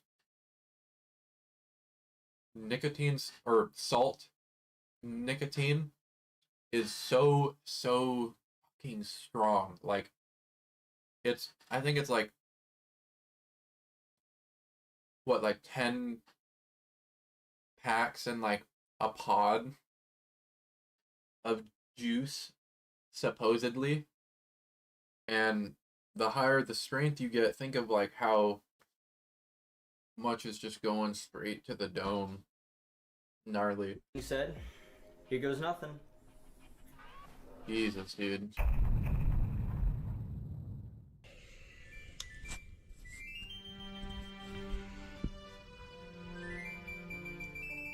It is November 8th. It is just after 6 a.m. And, good morning.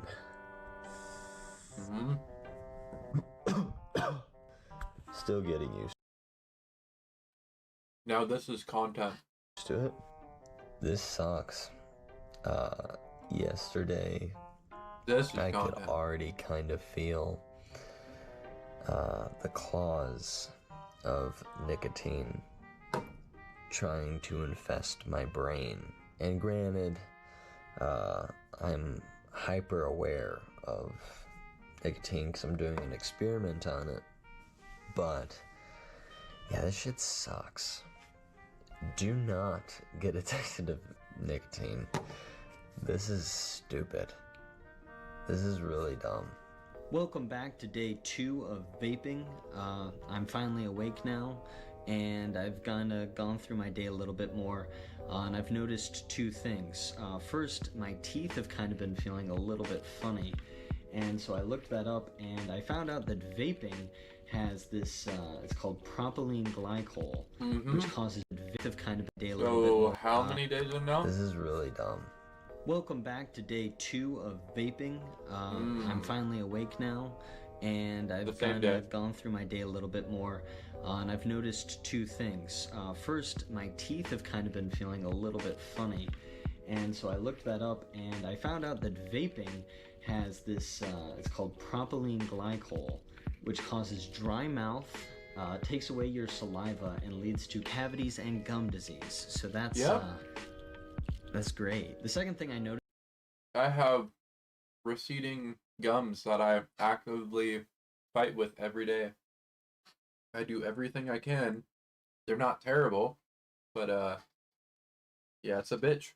Gingivitis sucks. Which kind of leads into the factor of cost, is so many people today have already asked me, hey man, can I hit your vape? So while I have been tracking the cost of vaping, it seems like it's actually a lot higher than normal because the culture of vape surrounds people fiending off of you or taking puffs off of your vape when they don't have one.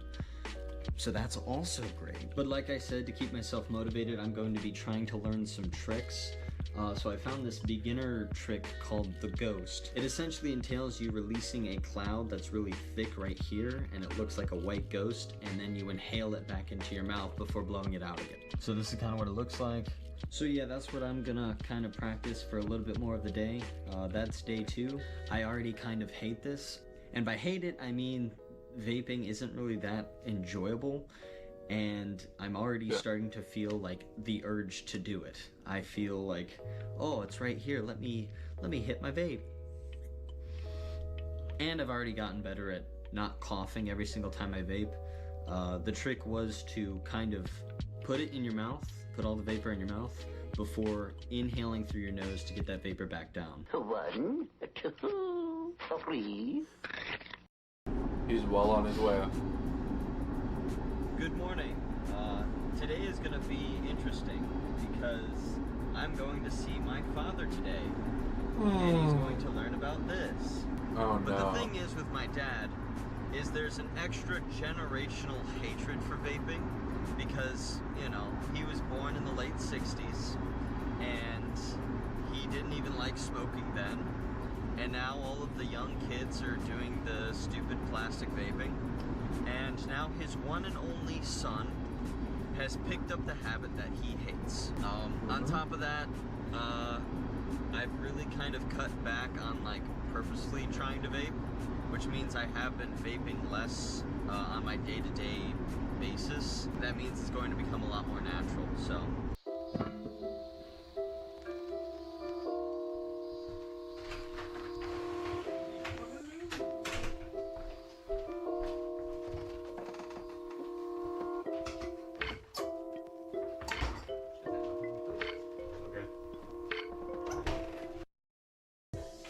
What? Can I actually tell you something? Can I actually tell you something? What? I've started vaping. Why? So. Oh my god. Why? Let you know that if you see me with this. Okay, but is there a time frame on this? I am gonna do this for a while. I know it's dumb. Yes. Yes. So entering week 2, I'm starting to feel some more negative effects. My mouth is doing. Hold up. So, I need to check my phone super quick. Oh. I did not get that text. Damn, bro. I need to run this bag of chips back up there in a second. Very poorly, very dry. And I Otherwise, I'm have going a to lot eat them more all. phlegm. One other thing is, I've been told by some friends that this thing would last about a month, and I was scared that the amount I was using it was going to last. What?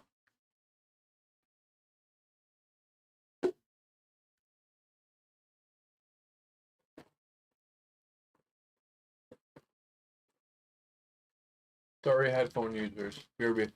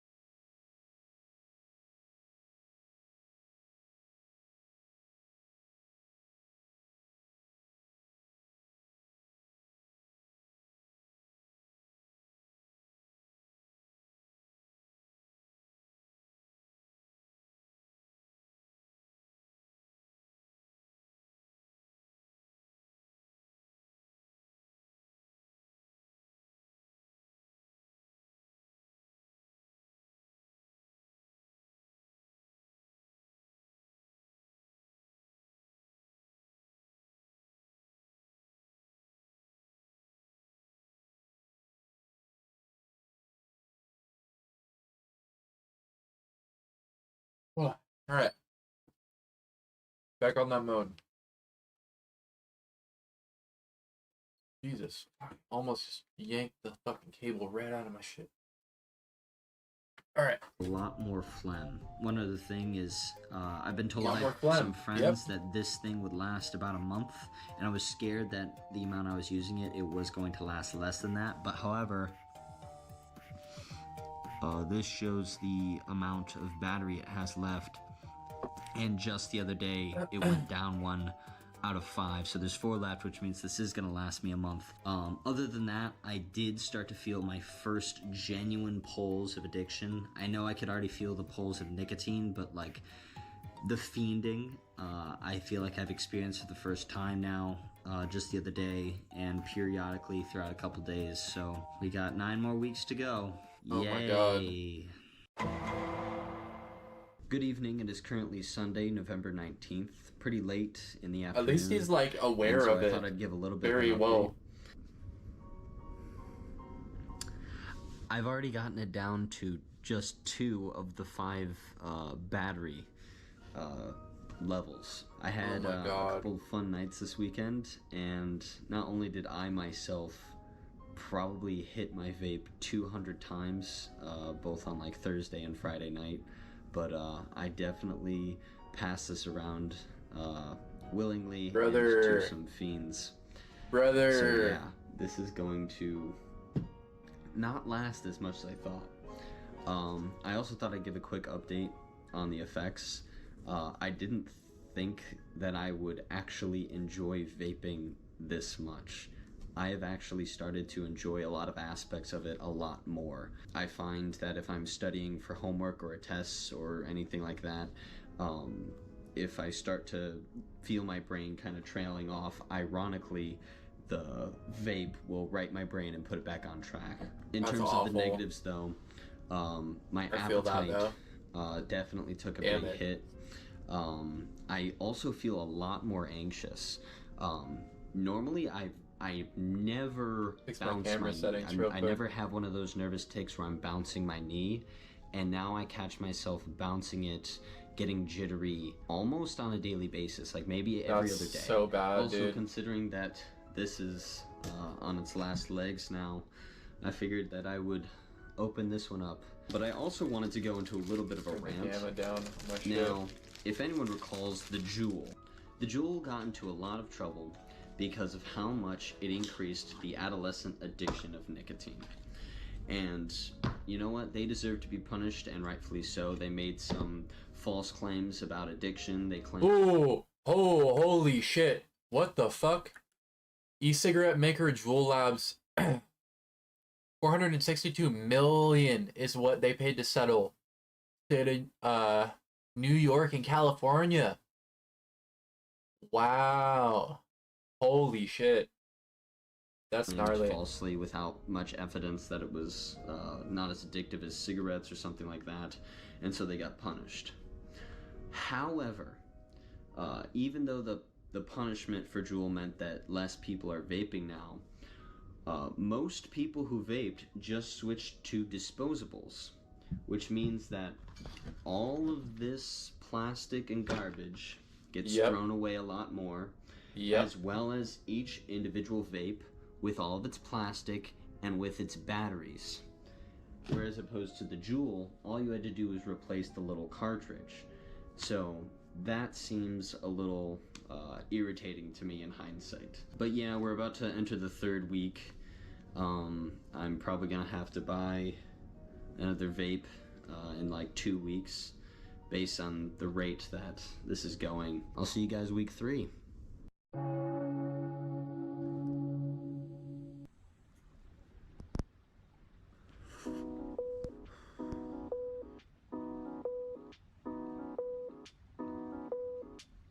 So I'm getting pretty good at the rings, but also this one's also down to 2. It's kind of becoming a bit of a problem. In all seriousness though, I'm feeling my use of the vape increase as time has gone on, because again, I've been trying to genuinely immerse myself into this culture and into this drug, and it seems to be working. Yay? Also later this week, I'm trying to set up a couple interviews, or maybe you can call them testimonies, of other perspectives from people who vape. I've got a friend in Korea, South, just in case that wasn't clear, South Korea, who's going to give his perspective. The North Korea mentioned earlier. He actually used to go to school here in the United States, and pretty soon after he got addicted to vaping. But the laws and the culture there is a little different, so I thought it'd be important to talk to him, and then also just someone else who more organically vapes compared to me. So yeah, so that was the first time I ever bought my own vape pen and like hit it. Harambe died like 2016. Yes. That was the moment I realized I need something to fill the void, and that just happened to be vapes for me. So it was kind of a love and hate relationship, like kind of a Harley Quinn and Joker type of relationship where, you know, the vape pen was the Joker and I was obviously Harley Quinn. I hit it for a while and then I quit for a couple of years, and then obviously the military happened, so that's when I got into a little bit of that habit, and then I realized this is disgusting, I should quit, and then I came back, and then so I quit it for a while. You want to give a little context for people who might not know. You have mandatory service in South Korea, right? Oh yeah. Okay. And how long did that last? Dude, his music is so More loud. than a year and a half, incling He basic needs to training. turn that down. Okay, so a year and a in his half, editing. and then you Holy came back shit. to the United States and then picked up right where Background you left music off. is like blaring. Yeah, essentially. The thing about vaping in like America versus like anywhere else is like your guys' vapes, even the disposable ones, are freaking strong as hell. Yep. Really? Like, yeah. So legally speaking, in Korea, like the most amount of nicotine you can get is like a 2% or something like that. But Oh like my something God. like a Breeze Pro or like a Juul Pod, 5% like nicotine content. So that just tells you how much stronger it is. I'll share a confession. So those times when I like hit it after not hitting it for a while, like sometimes I would like almost fall over because it got me so lightheaded. But you said in Korea everyone just smokes cigarettes. Yeah, I mean, who can blame them? Like a pack of cigarettes is like what, $4? Yeah, here I got Marlboro Reds as like a joke recently, and it was like $12 a pack. Jesus Christ! Yeah, it was like 10 or $12. That's awful, dude. I don't know That's how terrible. people smoke a pack a day. Maybe they consider it just like an extra meal. That's probably, I can see the rationale behind that. Like, oh, it's just another extra meal at Chipotle, you know, instead of, you know, eating a hearty meal at hearty meal, you just eat a hearty dose of tar and nicotine in your lungs. What's the difference, right? Sort of. So, like, the thing about the disposable ones, at least, is like the legal limit is like 2%, but even then, most disposables don't even reach that limit. Instead, they just stick to around 1%. Okay. And but they cost the same as like as a Breeze Pro. So I'm just like, is this even worth the money? So that's when I started to quit. I was like, okay, I'm not even getting like the same hit that I used to. I might as well just quit outright. Yeah, it definitely is. You know, people always say like FOMO, right? Yeah. Fear of missing out. You know, which is stupid because all you're really missing out on is Jimmy just Lee getting and that vape FOMO. and wasting money. But FOMO! yeah, in that moment, FOMO! like there is this real FOMO that you're missing out on, that experience FOMO! of, you know, communal vaping. That's for sure. In Korea though, right now, since I mostly work from home and I don't really go out drinking anymore, I don't really feel that pressure anymore. So I guess that's going back to your previous question. That's kind of what helped me kind of wean off the vaping.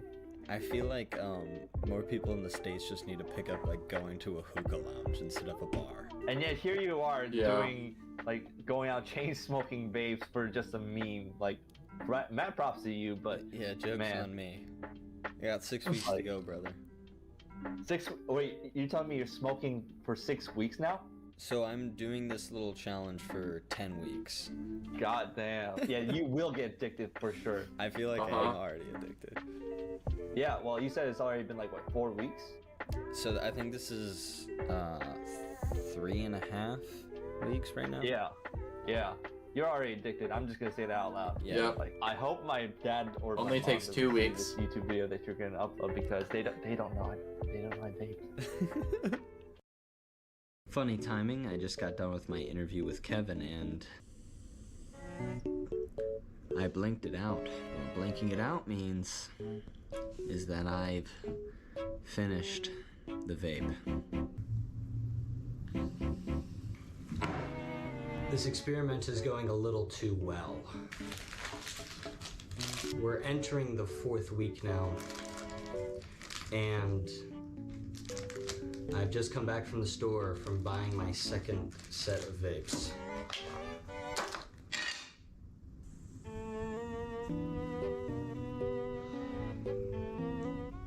Fuck my life.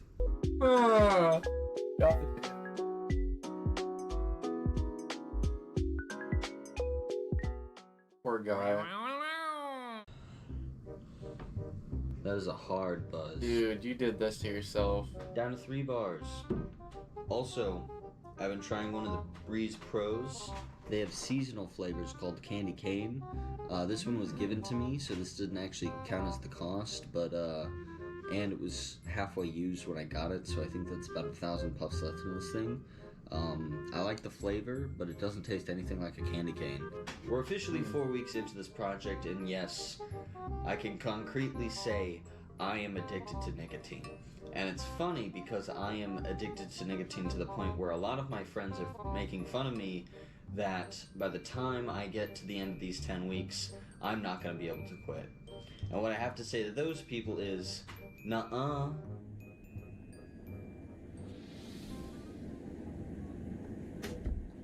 My name is Bryce Oh, that felt Spangler. so good. I'm a junior at University of Toledo. My experience with vaping is mostly like pretty negative. Never really any positive experiences with it.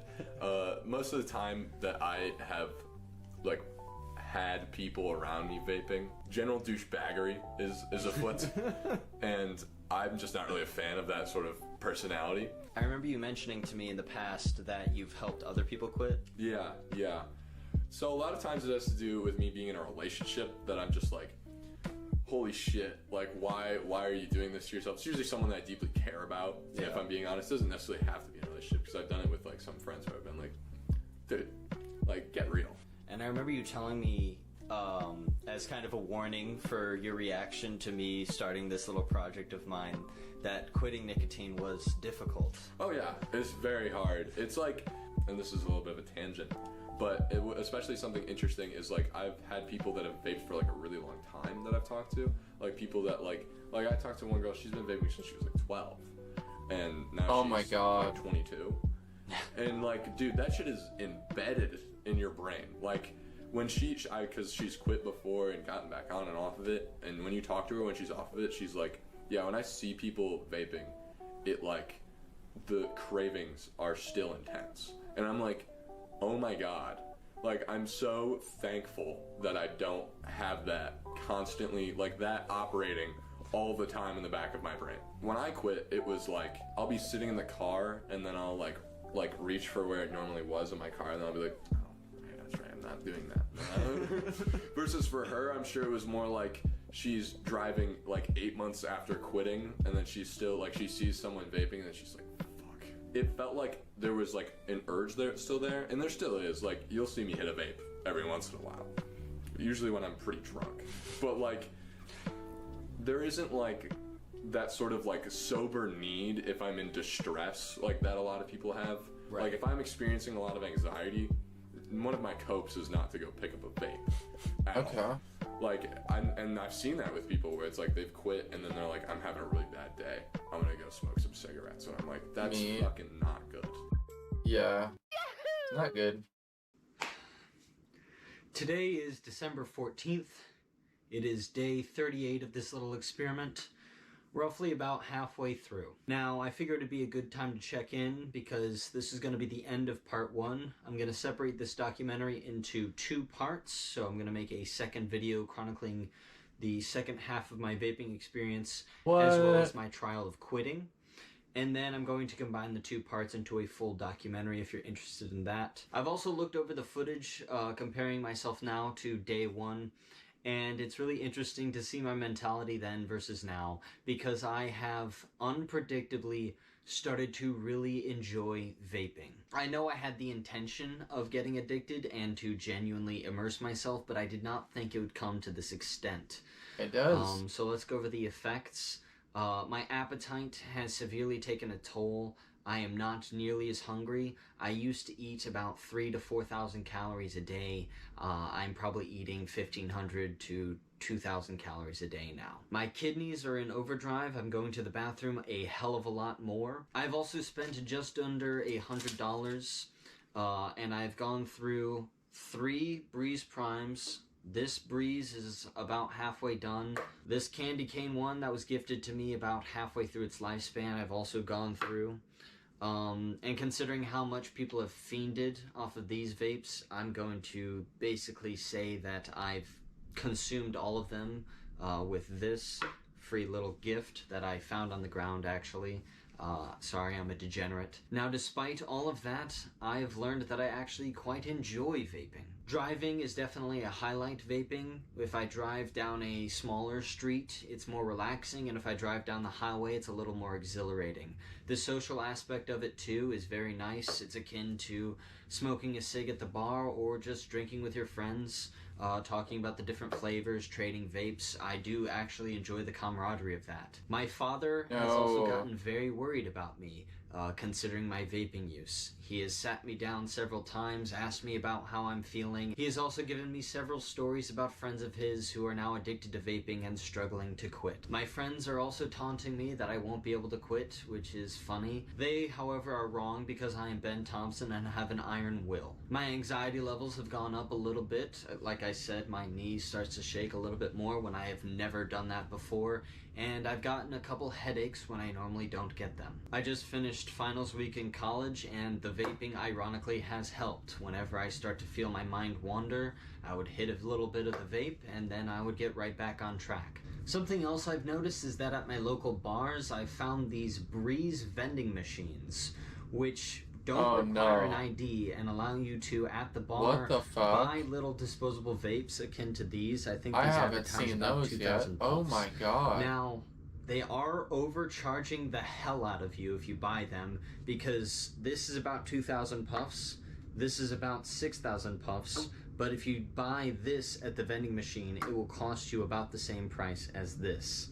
Also, nicotine laws now require you to be 21 years of age to buy them, and considering these vending machines don't require an ID to purchase for them, That's very scary. I figure some bars that are only 18 plus rather than 21 plus will have a lot of underage people going in and buying these.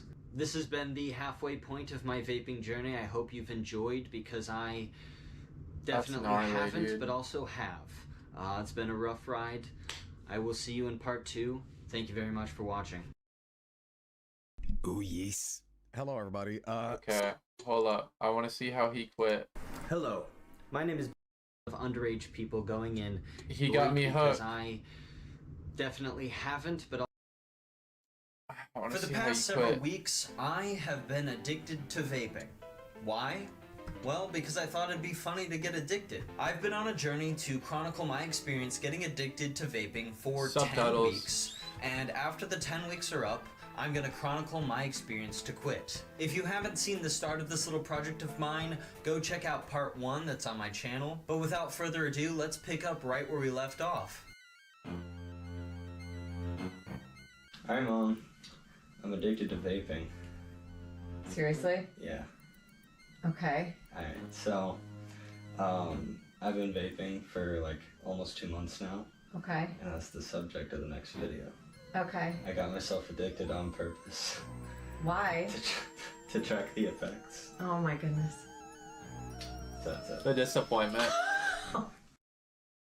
Seriously, Ben, you're a fucking marathon runner. Just let me get there. Okay. But it is disappointing that you just graduated from college and this is the experiment that you decide to do that could put your health at risk. I think it's not very smart, but I will say that I hope that you learn something from it and that maybe the information you share will help other people. But I would say not a fan of you right now, and I don't think Not a fan it's of you right now. a good move. Not happy.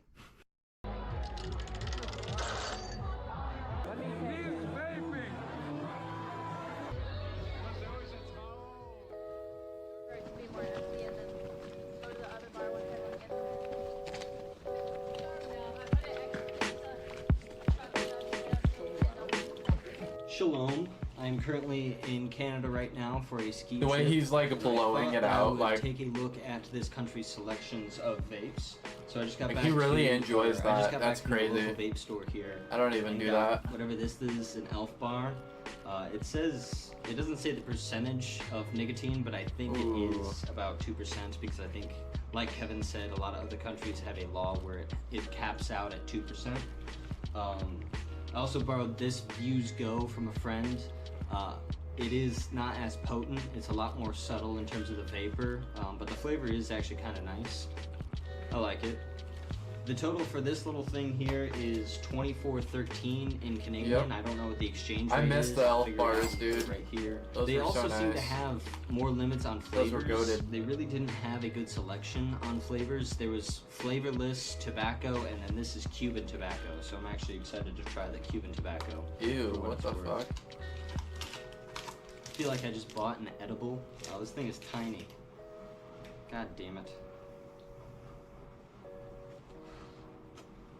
Yeah, that sucks. Yeah. Don't buy fucking fake tobacco flavors either. They actually are not nice. Hello! It is Friday, January 12th, and I just got back from my ski trip in Canada. I realized I forgot to update on some of the vapes that I've purchased. I did get one of these Breeze Pros just to try the cherry cola flavor because everyone said it was the shit. It's not, I disagree. probably. I think it's just fine. That being said, for the most part, I like most flavors. This strawberry mint one is a little too sweet for my taste, but I'll have them all. They're fine. I also feel like a bit of a dumbass because I bought these two in Michigan as opposed to the last couple times I've been buying these types of vapes. I've been doing it in Ohio, and buying these two in Michigan came out to $36.02, Ooh. whereas when I bought them in Ohio, it was $48.48, and that was at a vape shop that had a deal going on. So That's if awful. you bought two, it was discounted. So maybe I'm just stupid and was buying from a vape shop that was gouging me, or maybe Inflation the is taxes crazy, are different. dude. I'll look into it a little bit more. But going on this ski trip, I went with about 30 people my age. What did that to it. fucking text Buying say from there? a vape shop that was gouging me, or maybe the taxes are different. I'll look into it. a No little additional bit more. taxes. But going Oh, on this ski okay. trip, I Wow. went with about Yeah, they were 30 price people gouging. my age, so early 20s, late teens, college age students, and it made me really appreciate how addicted people are to vapes. Because again, like I said, the vapes in Canada are not nearly as potent as the ones in the United States where I'm from. And I bought this vape to go on the trip with. Like, this was going to be my trip vape that I carry with me all the time. And a lot of people either ran out of their vapes or they forgot to bring theirs, and this wasn't cutting it for them. So I blatantly did not go an hour of the trip without someone asking me to hit this. And this started with 5 bars, and normally for myself and having a couple people every once in a while ask me to hit this, it would last me about a week and a half, maybe a week. And on this trip that lasted only about 4 days, I'm down to the last bar.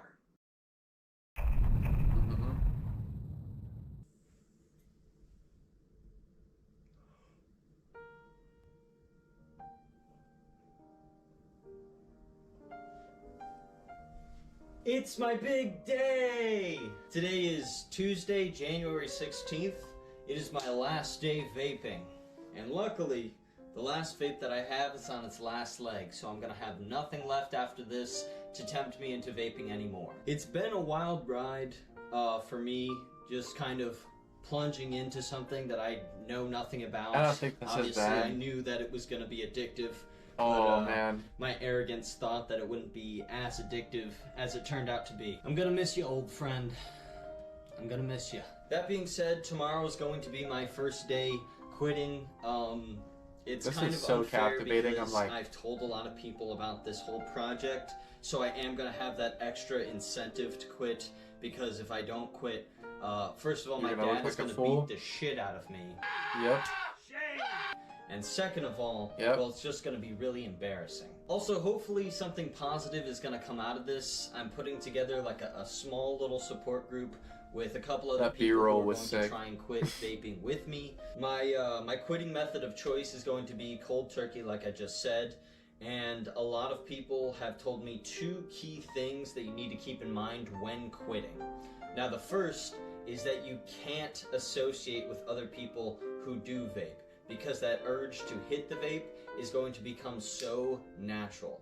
And like I discovered when I was in Canada on my ski trip, it became a lot more apparent how much I hadn't been thinking about hitting my vape until I was the source of vaping for other people and they needed to come to me for it. So I'm going to need to stay as far away as possible from other people who do have vapes and are willing to give it to me. And the second thing that people told me is really important is to make sure I have access to some type of oral fixation. If your hoodie has a little string, chewing on that will even help. My method is I'm going to get a pack of gum, and anytime I feel the urge to hit a vape, I'm going to pop that sucker. Now, I am going to miss it. Like I said, I knew I was going to get addicted, but I didn't realize the extent gum really of work, the addiction. Last night, I was going through my last, like all my other vapes, trying to get rid of them because this is on its last little bit of battery life. I was trying to save this for today, and they were all out of vape inside of them. And I remember just hitting them, trying to get any little bit of nicotine out of them to no avail. And I would do that over and over and over again last night. So this is going to be hard to do. This is not going to be easy peasy. The timeline for this is I'm going to go 2 weeks without vaping. And if I can go 2 weeks without nicotine, I'm going to say that it's greenlit. I've quit vaping. Yay! And it's salt nicotine too. This is gonna be gnarly. Today is Wednesday, January 17th. It is my first day quitting vaping. And boy, do I want to vape right now. I wouldn't quite call the cravings intense, but they sure are frequent. They can range anywhere between every 15 minutes to every minute for about 10 minutes of me just wanting to hit a vape pretty badly. Gum has become a pretty good friend of mine. Whenever I feel that craving, I started popping these in, and I was worried that the gum would not help that much. I was worried that I'd be rewarding a craving, but it actually did take the edge off, and I wouldn't really think about vaping for a significant amount of time even after I took the gum out of my mouth. So the gum actually has been helping. Also, I've got a little group chat going of about 6 other people who are quitting vaping with me. The time frame with them is a little bit different. I think one guy in the group chat is quitting 2 days ahead of us, like he quit 2 days ago and is still on their journey. And then there's someone else who is going to be quitting in about a day or two, so yay! Yeah, this is gonna be rough.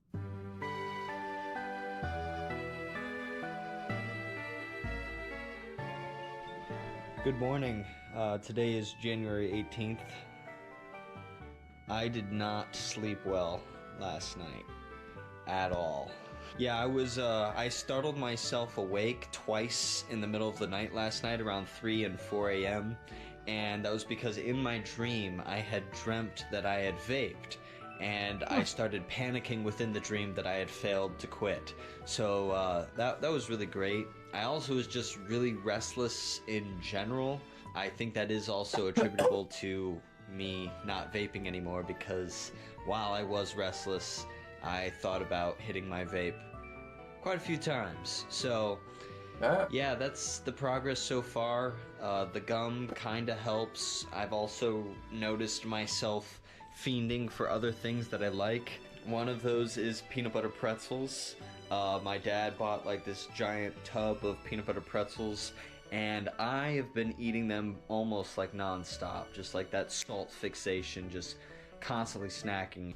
So Dad, how was I after I started quitting vaping? First couple days. Well, to be honest, Benjamin, you were an ornery piece of shit.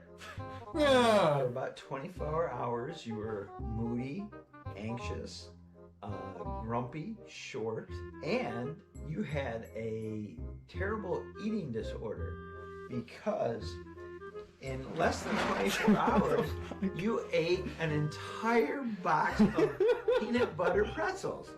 So that's how you were. And I'm so thankful that you quit that stupid, disgusting habit and have had no adverse effects.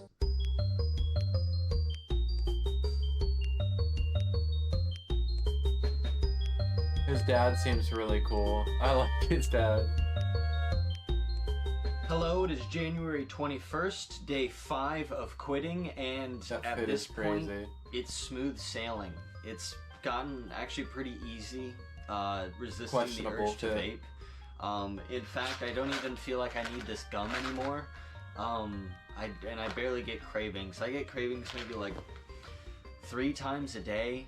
And I found that the trick was to simply resist whatever urge you had. Just distract yourself. In fact, I would find myself thinking, oh, I really want a vape right now. Man, I would kill for a vape.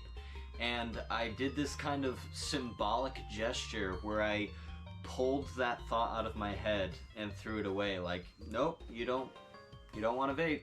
And after doing that, you're just reinforcing and conditioning your brain to not need or crave Psychology. vape or nicotine. The entire process of getting addicted is reinforcing that urge of, oh, when I hit the vape, I feel good. And then when you quit, you need to do the opposite.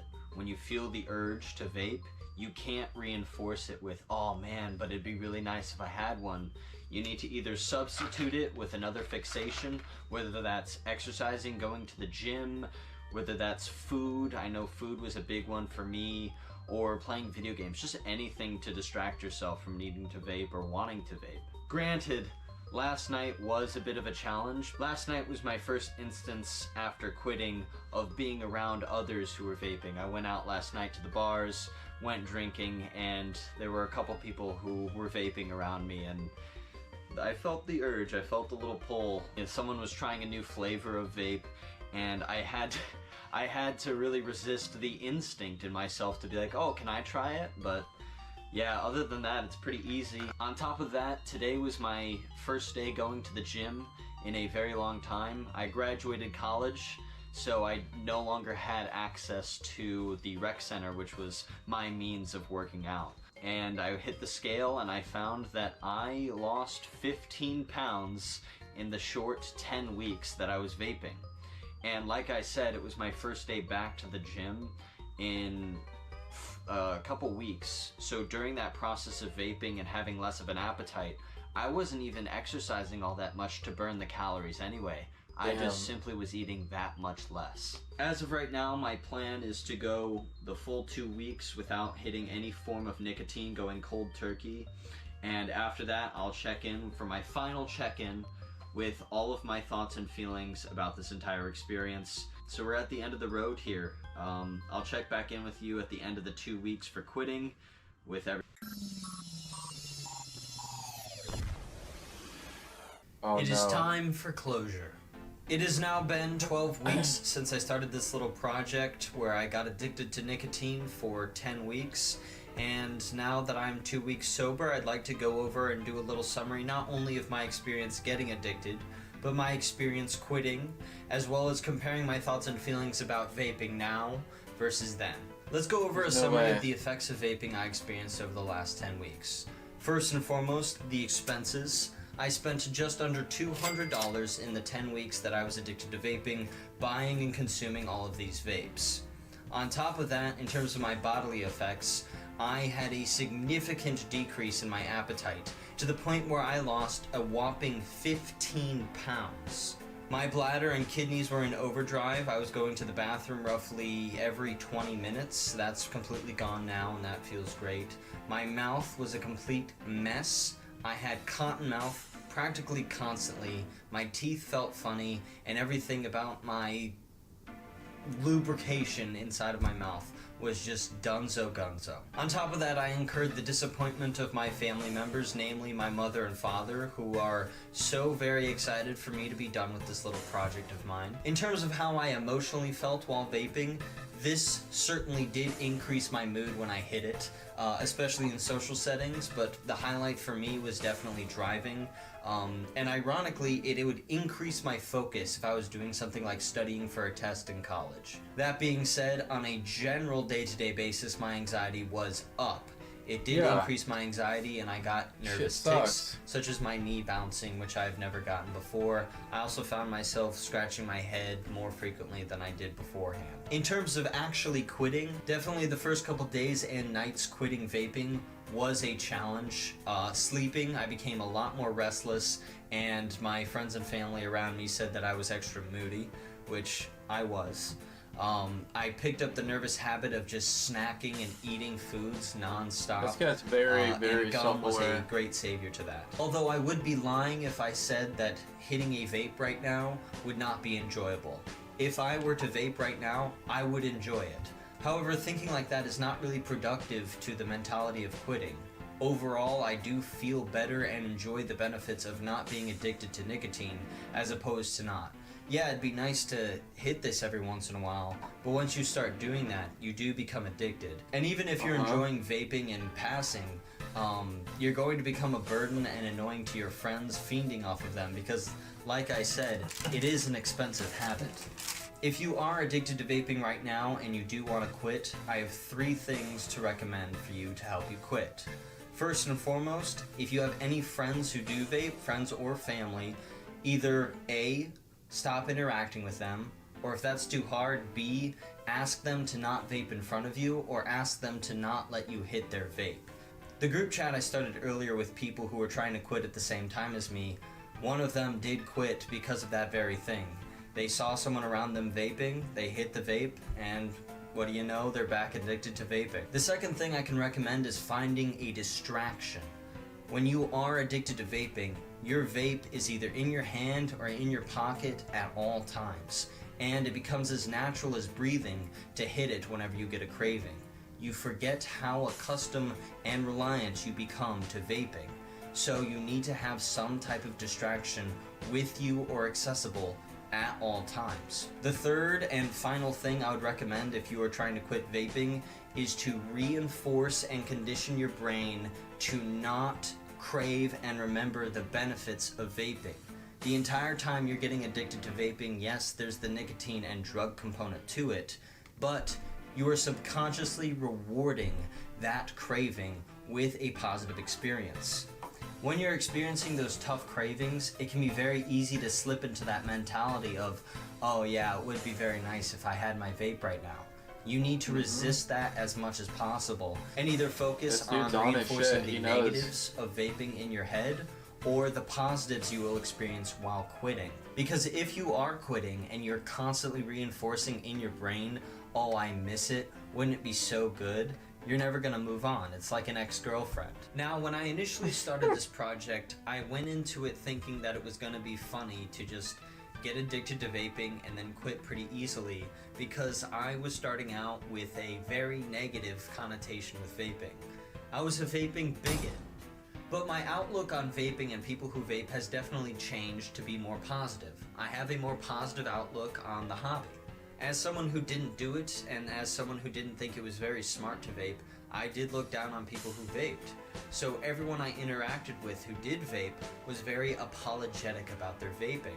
Being apologetic about it was annoying to me, because if you're going to be vaping, either own it, or if you don't like it and want to quit, then quit. There were a lot of people in between those two categories who wanted to quit, but we're still doing and being apologetic about it, like, oh, it's stupid, but you know, I've got this last vape, I'm gonna finish it. But once I had my own vape and started getting into the hobby myself, people were a lot less apologetic about it.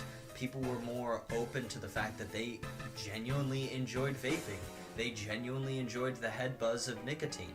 They genuinely enjoyed the social camaraderie. They enjoyed the flavors. They enjoyed the experience. They enjoyed the oral fixation. I liked that. My opinion of people who did vape went up because of that. And to this day, I still have people now that I've quit who just vape nonchalant and they're no longer hiding it from me because of a fear that I would judge them for it. After all, I have vices of my own that are pretty objectively silly. For example, one of my vices is cocktails. Now, my favorite cocktail is the Negroni. Now let's go over everything required in order to enjoy my Negroni. First, I've got to go to the supermarket and buy not only Campari, but vermouth, gin, and I like to garnish mine with an orange peel, so I've also got to buy an orange. I've then got to make the cocktail, mixing in equal parts of the Campari, vermouth, gin, and then garnishing with my orange. Compared to vaping with its nicotine, This hobby has alcohol, which gives you that buzz, same as nicotine, and is addictive, same as nicotine. Over time, it is also expensive, just like nicotine. The key distinguisher for me thinking that this was an okay hobby and that vaping was a stupid hobby was how apologetic most people who vaped were. Now, I do all of this. I will spend all of this money, go through all of the hassle, go through all of the effects that alcohol gives you, and I will not apologize for it. I do all of this because I love it. Practically everyone that I interacted with who vaped before I got addicted myself got addicted to vaping and then said that they That's hated crazy. it. But after my experience immersing myself in the vaping culture... Wow. Alright, so I think there's one more vid I wanted to check out here. Need to go to watch later. Scroll all the way down.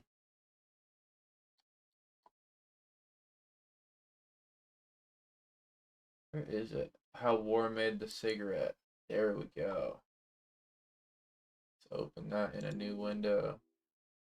Or when being offered a job. Basically, out there right now is a profile on you that any company... When the First World War began, everything was about to change, and the cigarette was no exception. Before 1914, the cigarette was considered the vice of the underclass, of criminals, foreigners, outcasts, and rogues. It was seen as a blight on the health of the average American and a harbinger of the collapse of the Republic.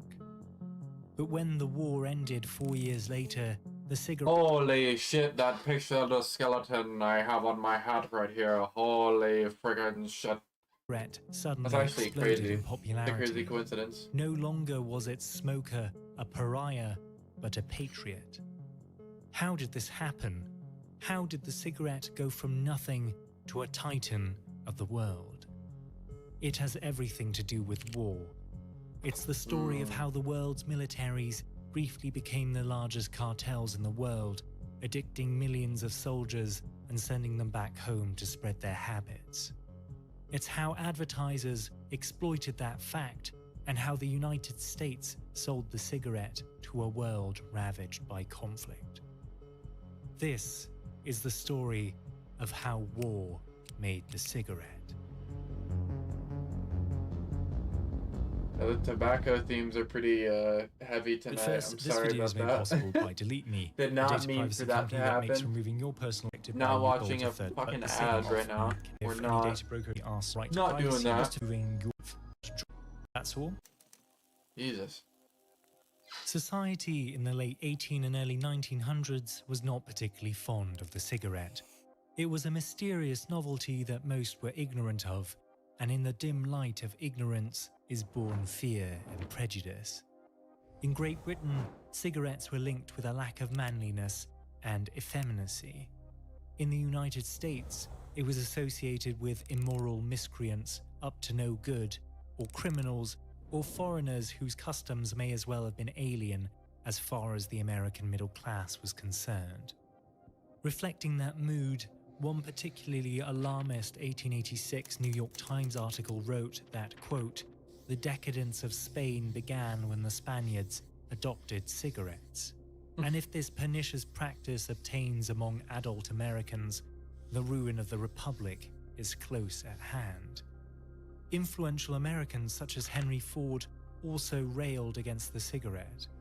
In this 1914 pamphlet, he argues that if you study the history of almost any criminal, you will find that he is an inveterate We're watching history of war. Early health reformers too criticized the product on the basis that it was perpetuated the rise of unhealthy cigarette and that it usage. threatened to enfeeble an entire generation of young Americans who were Just seen being to chillin'. smoke it disproportionately. While I'm chain Temperance smoking my activists vape. likened the cigarette vice to that of alcohol and its destructive side effects. I just creating watched the a unenviable I just watched a whole like dude's journey. Like he got himself addicted to these as an experiment over like 9 weeks and then quit.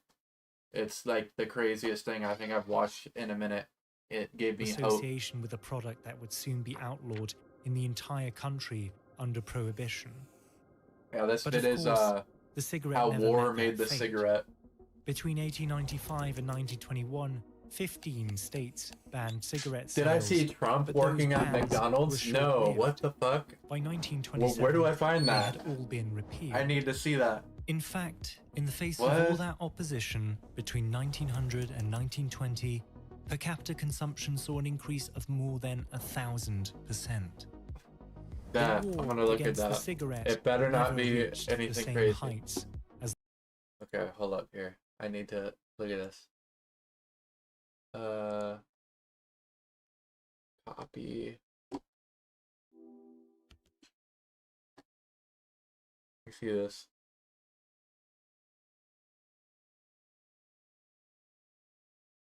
Jesus Christ, what the fuck? Ew. This meme format is awful. That's terrible. Love it. Thank you, Mr. President. God. Kill me, dude. I like my fries. Like I like my president's hair. Golden. McDonald's Employee of the Month. Is that, wait, Donald Trump, is this his son? Yep, this is his son. God damn it. I thought it was. No, I'll look at the first slide. Sorry. I'm being a boomer with Instagram. Oh my god. Holy shit, there's a whole album. Jesus, dude. What the hell? He didn't, I bet you he didn't even really do shit here, bro. Keep it tight. We got the salt on it. Never touches the human hand. Nice and full. Thank you. Fuck me running, dude. Jesus Christ. Man, I could do this all day. I wouldn't mind this job. I like this job. I think I might come back and do it again. Thank you. Look at that. Look at that. How are you? Look at that.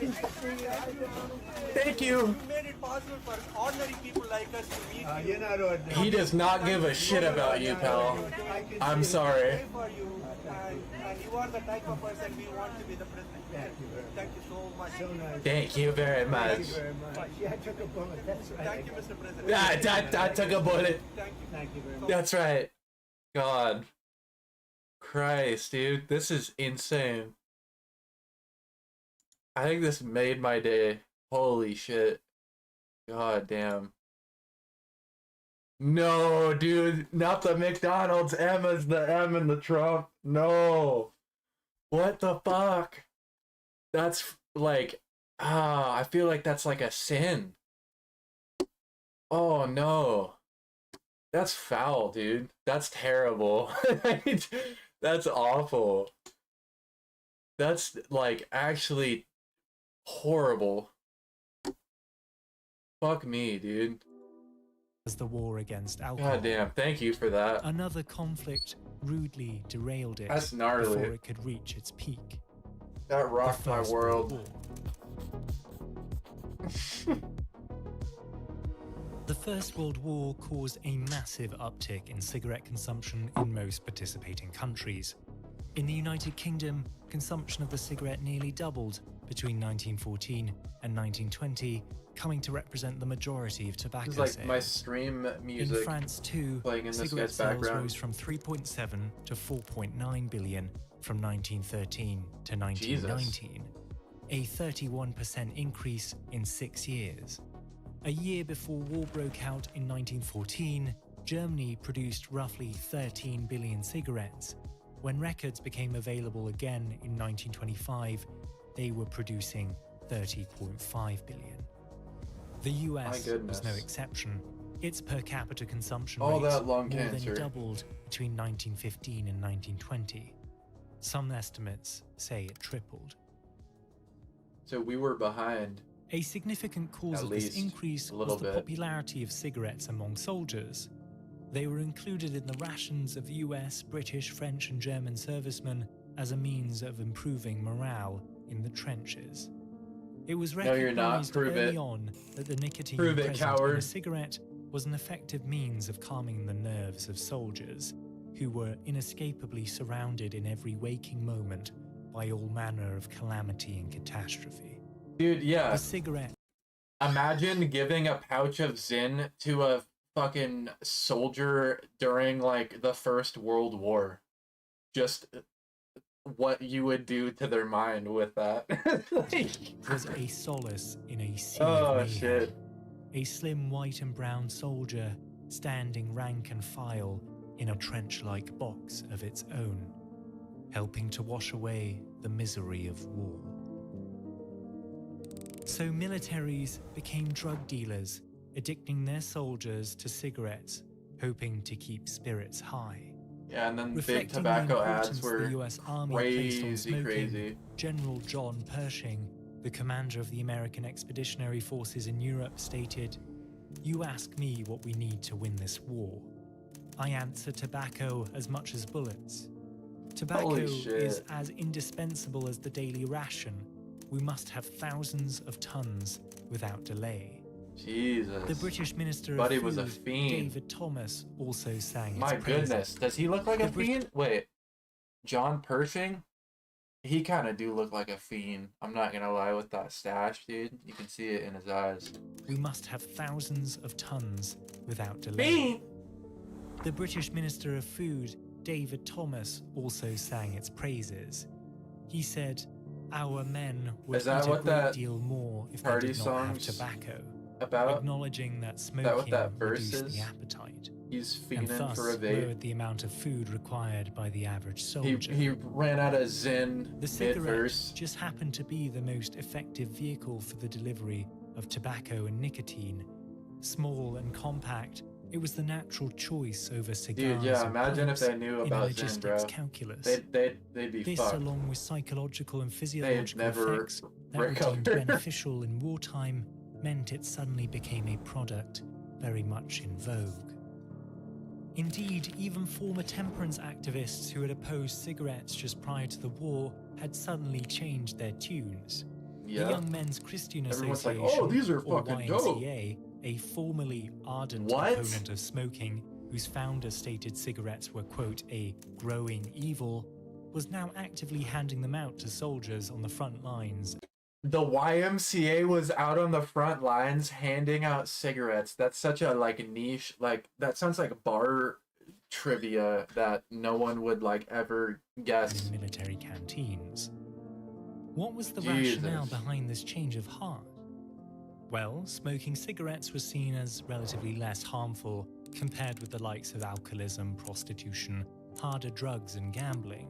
That's The YMCA nuts. reasoned that cigarettes could be used to keep soldiers away from these more sinister activities. No. As for the concerns about health, well, denying cigarettes to soldiers on the basis of health risks seemed rather ridiculous considering they stood amidst shell and shrapnel day after That's day on the front. very valid. One Very YMCA valid. member explained the absurdity of the matter in a brutal fashion. But like that doesn't mean you should go to the front lines and like encourage it. That's crazy. Be like, here. Hundreds of thousands of men in the Re-up. trenches would go mad, or at least become so nervously inefficient as to be useless if tobacco were denied them. Many a sorely wounded lad has died with a cigarette in his mouth, whose dying was less bitter because of the poison pill. The argument that tobacco may shorten the life 5 or 10 years and that it dulls the brain in the meantime seems a little out of place in a trench where men stand in frozen blood and water and wait for death. While Dude the loves cigarette cigarettes. helped soften That the would be a tedium vibe, and actually. trauma of life Imagine in like the head trenches, rush. it addicted hundreds of you thousands get. of men That's to crazy. a harmful stimulant that they did not need during peacetime. World War I did eventually end, and when it did, the US Army sent home a new generation of addicts it had made dependent on the cigarette. And like And that's clockwork, when all the Western like world's housewives markets got into smelled it. an That opportunity. makes so much sense, dude. An opportunity That's crazy. to Yeah, sell look at their that. product. That's crazy. How that all just trickles. Benedict Crowell, the Assistant Director of War Munitions in the United States, estimated that 95% of all American soldiers used tobacco in one form or another during the Damn. war. Cigarette companies were aware of this and they were eager to capture these potential new customers as soon as they came home from service abroad. The cigarette Correct me if I'm wrong, but I almost feel like Black and Milds were maybe made to be like a budget form of tobacco. I'd like, it kind of seems like an impoverished like area type of thing. Manufacturer Chesterfield at first, and then it this just set got of bigger. adverts in January of 1919, just 2 months after the end of hostilities in Europe. They depicted servicemen from the Air Force, Navy, and military puffing away at a mile. Chesterfields are like the OGs, dude. Like straight up. I also had a co-worker that used to smoke Chesterfields and Black and Milds regularly, more Black and Milds than Chesterfields, and it was like absolutely sickening. Like I couldn't even stand outside or even really next to them for that long after they had smoked, because holy shit, the Black and Milds were so strong. Like that is, I don't know how people even like do that sober. It's nuts. Chesterfield, creating an explicit association. I feel like Chesterfields now are mainly really smoked by like OG like truckers, like big rig dudes and shit like that, like log cabin type the cigarette and the soldier. hogs, the hog folk, if you will, to make smoking patriotic. And grandpas. Where once cigarettes were lumped together with America's ills and immorality, they were now associated with far more positive values: freedom, democracy, and modernity. War had just popularized the cigarette. Just as importantly, the war and these ads disrupted the perception of the cigarette as an effeminate vice meant mainly for, quote, boys and women, as one 1884 New York Times article put it. Prior to the First World War, the pipe was seen as the manliest means of smoking consuming tobacco, cigarettes is for boys. but now so the childish. cigarette had taken its place. By becoming the soldier's habit, it had transformed itself into the quintessential symbol of American masculinity. But it wasn't just in the United States that the cigarette became associated with war and patriotism. In March of 1917, the British tobacco manufacturer Wills released a set of 24 cards included in their cigarette packs. Each card depicted servicemen from different branches of the military, and on occasion, the less famous That's my phone supporting not fucking casts of charging. the war. There we go. A masterstroke of marketing, this connected cigarettes with the bravery and sacrifice of the average person toiling away in the machine of war, whether they After be this, on I'm the front definitely gonna lines rock some or in the Halo factory. for a little bit. Every drag and puff of a Will cigarette was henceforth imbued with patriotic fervor. I'm down Another AF. clever element of including cigarette I'm in the cards, mood to although run some Wills SWAT. definitely weren't the first to do so, was that it encouraged smokers to buy more packs until they completed the full set of 24. It gamified the addiction. Despite these innovative tactics, cigarette advertising and the cigarette industry itself was Why still that- in its infancy This at the shit looks time. like Stranger As in, Things, bro. The cigarette Look at industry this. itself was still in its infancy at the time.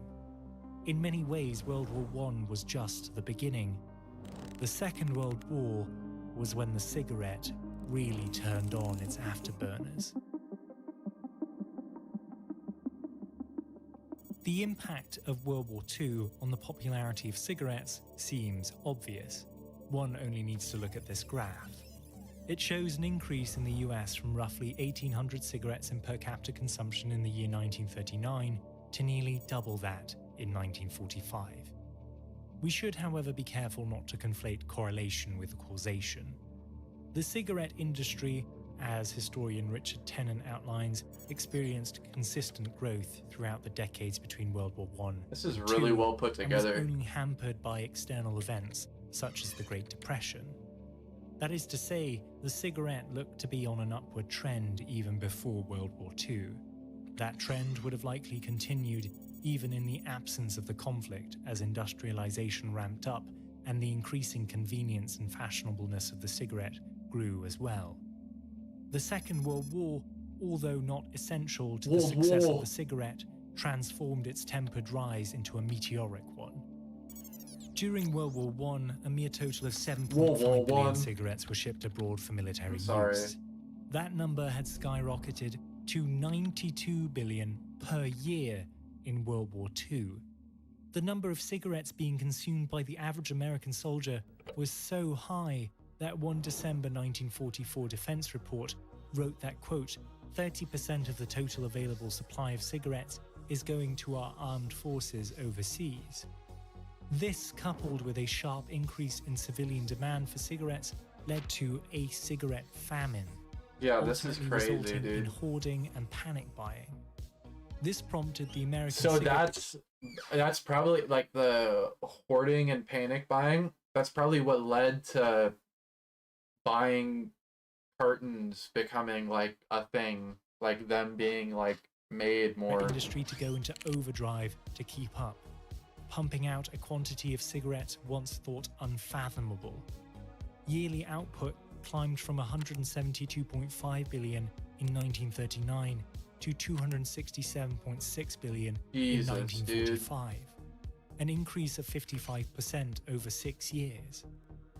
Even more than in the First World War, cigarette marketing became associated with wartime patriotism and sacrifice. Adverts like this one encouraged the reader to buy cigarettes and Where? war bonds in support of the war effort. When? What the fuck, As if Carson? trying to conflate the two as similarly patriotic acts. Ad campaigns also started targeting women who had been drafted in droves into the US's war support industry. This advertisement in a November 1944 edition of Vogue depicted four That's women, crazy. each in different war-related How much vocations, did you get paid? praising Camel cigarettes as their smoke of choice. With so many I was women in like, the huh. war, as with so many men, their You got me. cigarette is Camel. Cigarette manufacturers also began encouraging women to buy gifts for their husbands or boyfriends in the military, as if the number of free cigarettes included in the rations of every soldier wasn't enough. That's nuts. Two of the largest brands, Camel and Chesterfield's, both published advertisements promoting Chesterfield really fell off, bro. That's like Camel's still practice, really popular. each trying to convince female buyers that Wonder their what product happened. was the most savoured smoke in the service, and that they should send them off as gifts overseas, sometimes by the carton. Yep. Another war-related marketing That's where that ploy came saw the from. cigarette company Lucky Strike claim to have swapped out their old branding colours, green and red, for a new red and white look because green contained copper, a metal Oh. increasingly needed for war manufacturing. They painted this shift as a patriotic move of self-sacrifice. Yeah, I'm telling you, like initiating a Chesterfields are marketing like the campaign with the OGs. tagline, They're Lucky like, Strike fuck, Green fuck has Camels. gone to war. In actuality, Marbs. the green they used contained chromium, not copper, and Whoa. Lucky Strike had known their existing colour scheme to be unpopular for some time. That's In the hella sick. 1940s, sleek and minimalistic branding was gaining popularity, and Lucky Strike likely planned to change its packaging colours regardless of World War II. The US joining the war was probably just a fortuitous opportunity to link their product to the armed forces and patriotism. To further drive home the association between Lucky Strikes and the military, they included Lucky Strike means fine tobacco, rendered in a style similar to Morse code, next to the packaging in its adverts. Damn, that's hella smart. This sort of aggressive marketing wasn't present everywhere. In Germany, cigarette advertisements were heavily restricted. The Nazi Party trumpeted anti-smoking rhetoric and banned public smoking in a number of places on the basis of public hygiene and social purity. Whoa. Despite this, cigarettes were declared a war-important product under their government. So Much how like does in the that work? US during World War I, Like, if they're saying it's important for war, but they're like, you can't like do that here. Like, what does that mean? moral and health reservations That seems about like the it cigarette cancels out. were relegated in favor of their benefits as Okay. wartime morale boosters. I was gonna say, In like, that 1941, makes no sense. Joseph Goebbels, head of Germany's propaganda ministry, blocked attempts at instituting a campaign against smoking during the war. citing the fact that millions of soldiers were currently provided cigarettes by the state for use on the front. Despite this, the Nazi Party's position was generally that of opposition to smoking, even if in practice they were somewhat flexible. And this would have a pernicious legacy. Wow. This is very well put As a together. result of the Nazi aversion to the cigarette and their public criticism of the practice, post-war anti-smoking efforts became conflated with the authoritarianism of Nazi Germany. That's so Pro-tobacco weird. cigarette activists and marketers were quick to label public health campaigns against the cigarette as fascistic throwbacks to the Nazi era. Well, like, I could see, like, I just don't know, like, why they were, like, anti-tobacco. It's like, they're... With the I just don't, authoritarianism I don't of get Nazi it. Germany. Pro-tobacco cigarette activists and marketers were quick to label public health campaigns against the cigarette as fascistic throwbacks to the Nazi era. This is theorized to have led to an increase in German cigarette consumption in the post-war period as health efforts against tobacco were stigmatized. Elsewhere in Europe, the cigarette became more commonplace too. Under the Marshall Plan, a relief program designed to boost capitalist democracies and impede Soviet communism, 4.4% of all products shipped to Europe were tobacco-based between 1948 and 1951. One Virginia congressman, John W. Flanagan, a longtime industry advocate and lawmaker on account of his state being a large tobacco producer, argued that the distribution of the product would, quote, aid in eliminating or retarding the spread of ideologies antagonistic to Whoa, democracy dude, you and can't to say world that. peace. What This, did he however, say? happened to be a great boon for the US Hold tobacco on. industry, who Hold in their on. attempts to meet You demands can't say that. overshot them and now had plenty of product lying around with few buyers in sight. Luckily for them, the US government was here to save the day. It bought excess supply and sent it off to Europe for free, hoping luxury goods such as tobacco would soften austere standards of living and restart the European economy. Wow, The flooding so of that's like a American bribe, tobacco kinda? into the European market had its adverse effects, though. It Yeah. undercut domestic manufacturing, most drastically in Greece, which saw one of its backbone industries threatened by cheap, subsidized tobacco.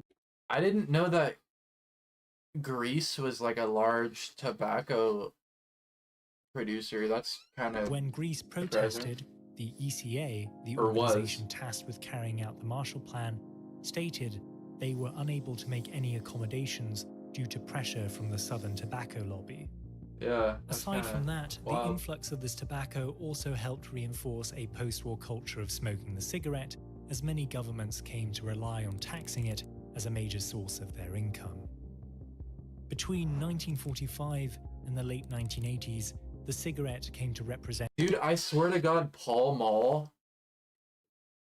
Like, is it spelled Paul for Paul now?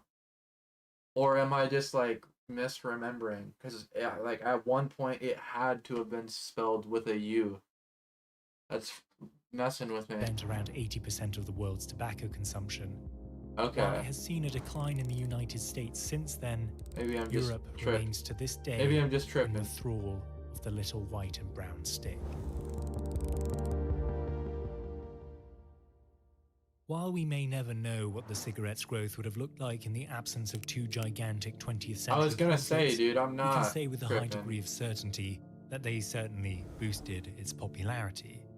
Many militaries in both World War I and II Definitely a included Mandela cigarettes in the effect. basic rations they gave to soldiers, from the Japanese to the Americans, the British to Imagine the getting a Germans. cigarette ration. The army became an incubator like a all around the shrink-wrapped world for the smoking habit, cigarette. addicting generations of soldiers. One and singular releasing them into a shrink-wrapped world cigarette. upon war's It's end, freeze-dried. only to get their friends, You just families, light and it and loved you ones instantly just hooked blaze up on the in fucking stuff. flames.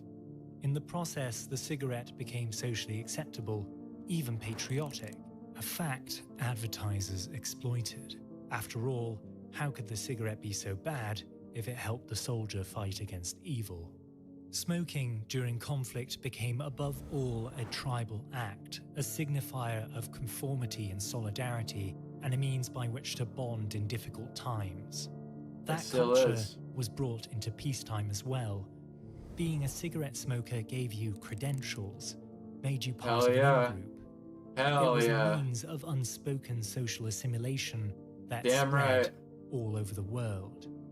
World War II specifically had some unforeseen consequences in Europe. The victorious United States intentionally helped to reinforce the cigarette habit through the likes of the Marshall Plan. Germany's defeat led to its population's rejection of fascism and anything even remotely resembling it. It just so happened that the Nazis weren't fans of the cigarette, and as a result, opposition to smoking acquired a burdensome association with authoritarianism. That's crazy. Unopposed in Germany. Finally, so they were like, fuck both that. world wars led to an increasingly globalized, interconnected world, opening new markets and facilitating an intercontinental cigarette trade that was primed to spread the habit and its myriad health risks all over the world. The cigarette burned brightest in the twilight of war, but it still burns on today, dragging the hand that smokes it to an early grave. Damn. Yeah, the smell is too awful to ever like enjoy, besides just like I can really ever only tolerate it when I'm hammered.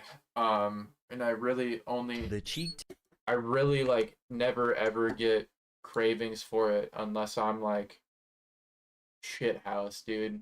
I don't ever want one any other time. But I'm gonna go rock a piss real quick and pop my back, and I'll be back. I'm gonna play some Halo. Give me like 5 minutes. BRB. Or wait, hold up. Let me 1 second. Turn that off. There we go. BRB.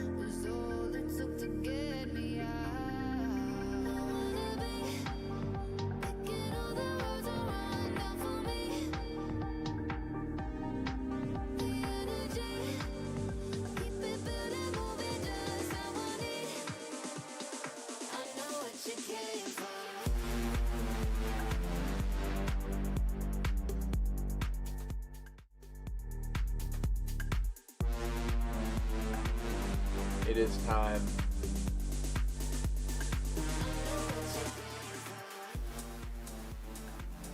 It is time. Where the fuck is Steam?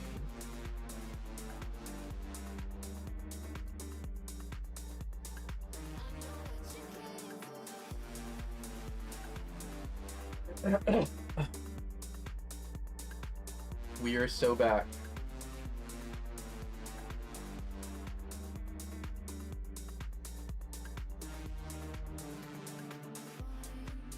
So back.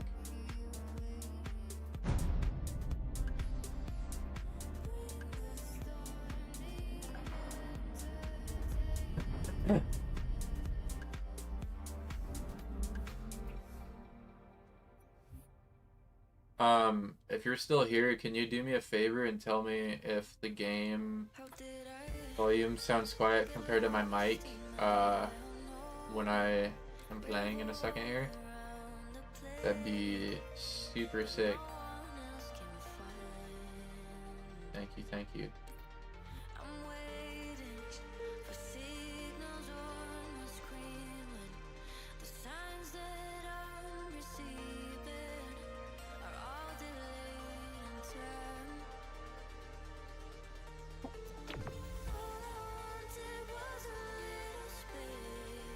Here we go.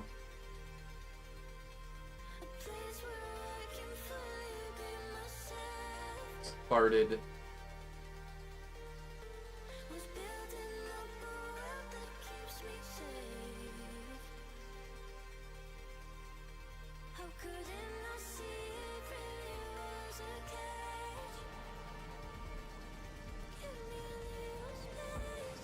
I still cannot believe that I'm doing all this on a 1660 Ti.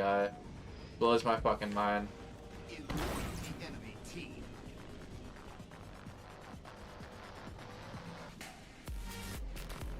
Ooh, I need to not jump like that. What am I doing? My sensitivity is like actually foul too.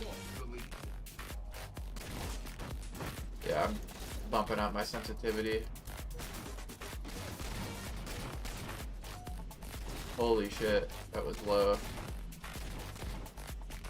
6.5. Save settings. Cool, perfect, that's way better. I was like, what's going on?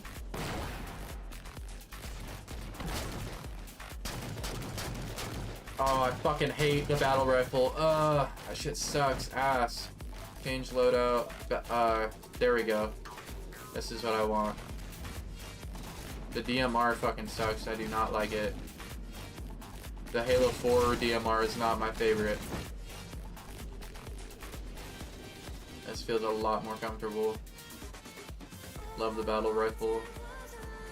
I am gonna be ass for a little bit. Letting you know. Probably a minute. There we go. Get that shit. I don't need to run that much either. Kind of a waste. Gives myself away.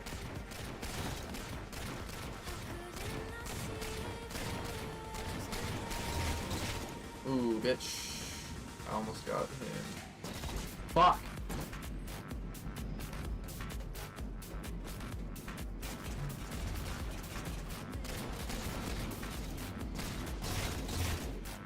Ooh. He's like, where did he go? Oh, I got him. Same time he fucking got me.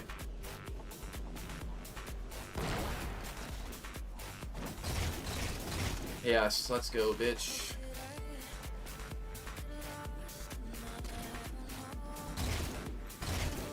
Ooh, come here. Come here. Yes.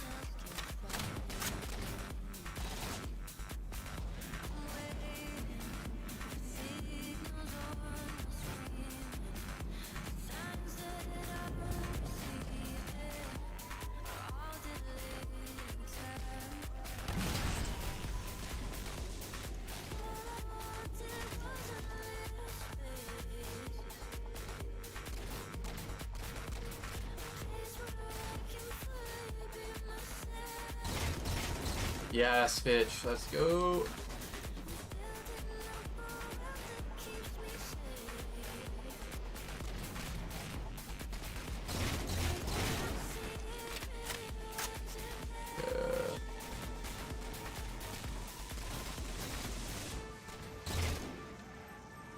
Yeah, dude. Ah, bitch.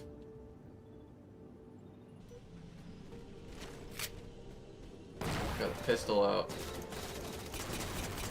Yep, how? Ooh, love the pistol.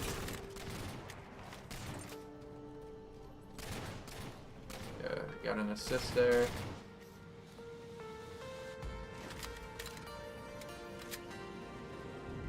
Ooh, I saw someone up there. I think, yep.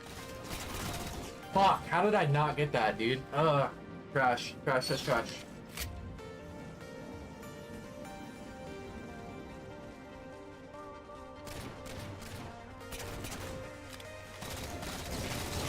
How did, I got him at the same time though, somehow.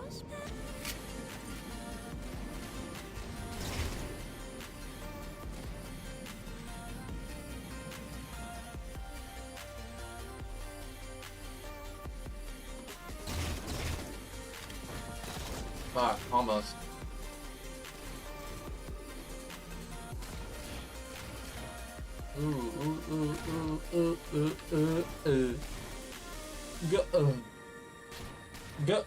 Oh, fuck, holy shit.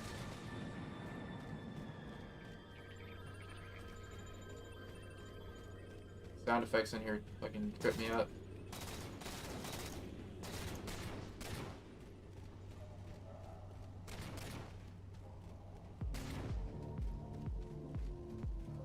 Don't fucking follow me. Get away from me. Fuck! Ugh! Damn it.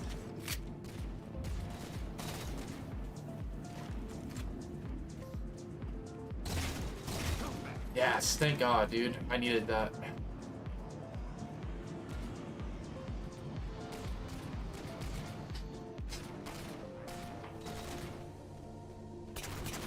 Yes, thank God.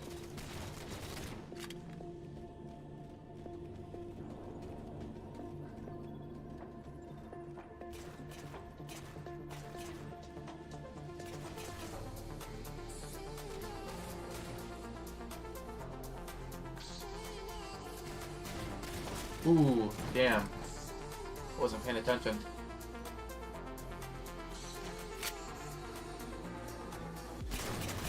Fuck, god damn it.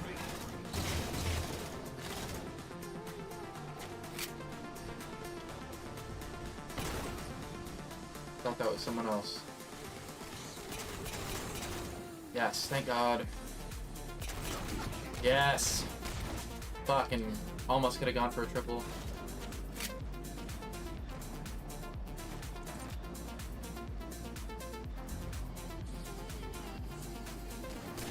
Fuck. Oh, no. That was the game-winning kill. Fuck me. Ah. Not bad for being rusty, though. Not terrible. Damn, I've been going for 3 hours. Holy shit. Does not feel like that. Hell yeah, bro. Longest stream I've probably had in a minute. And it's been a decent one too. I haven't felt like burnt out or anything, dude. That break that I took was actually pretty damn nice. Fuck yeah, dude. I got 14 kills in that. Ooh, that's what's up, bro. I was locked in. Holy shit.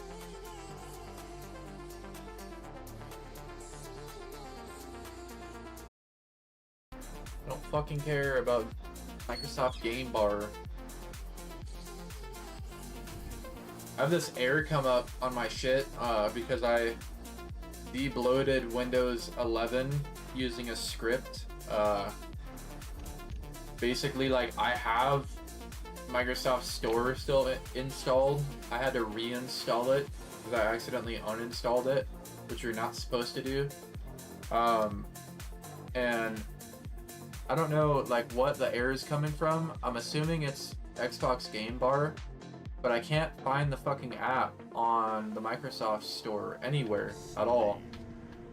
So I don't really know what to do. The error comes up every time my controller disconnects and it reconnects.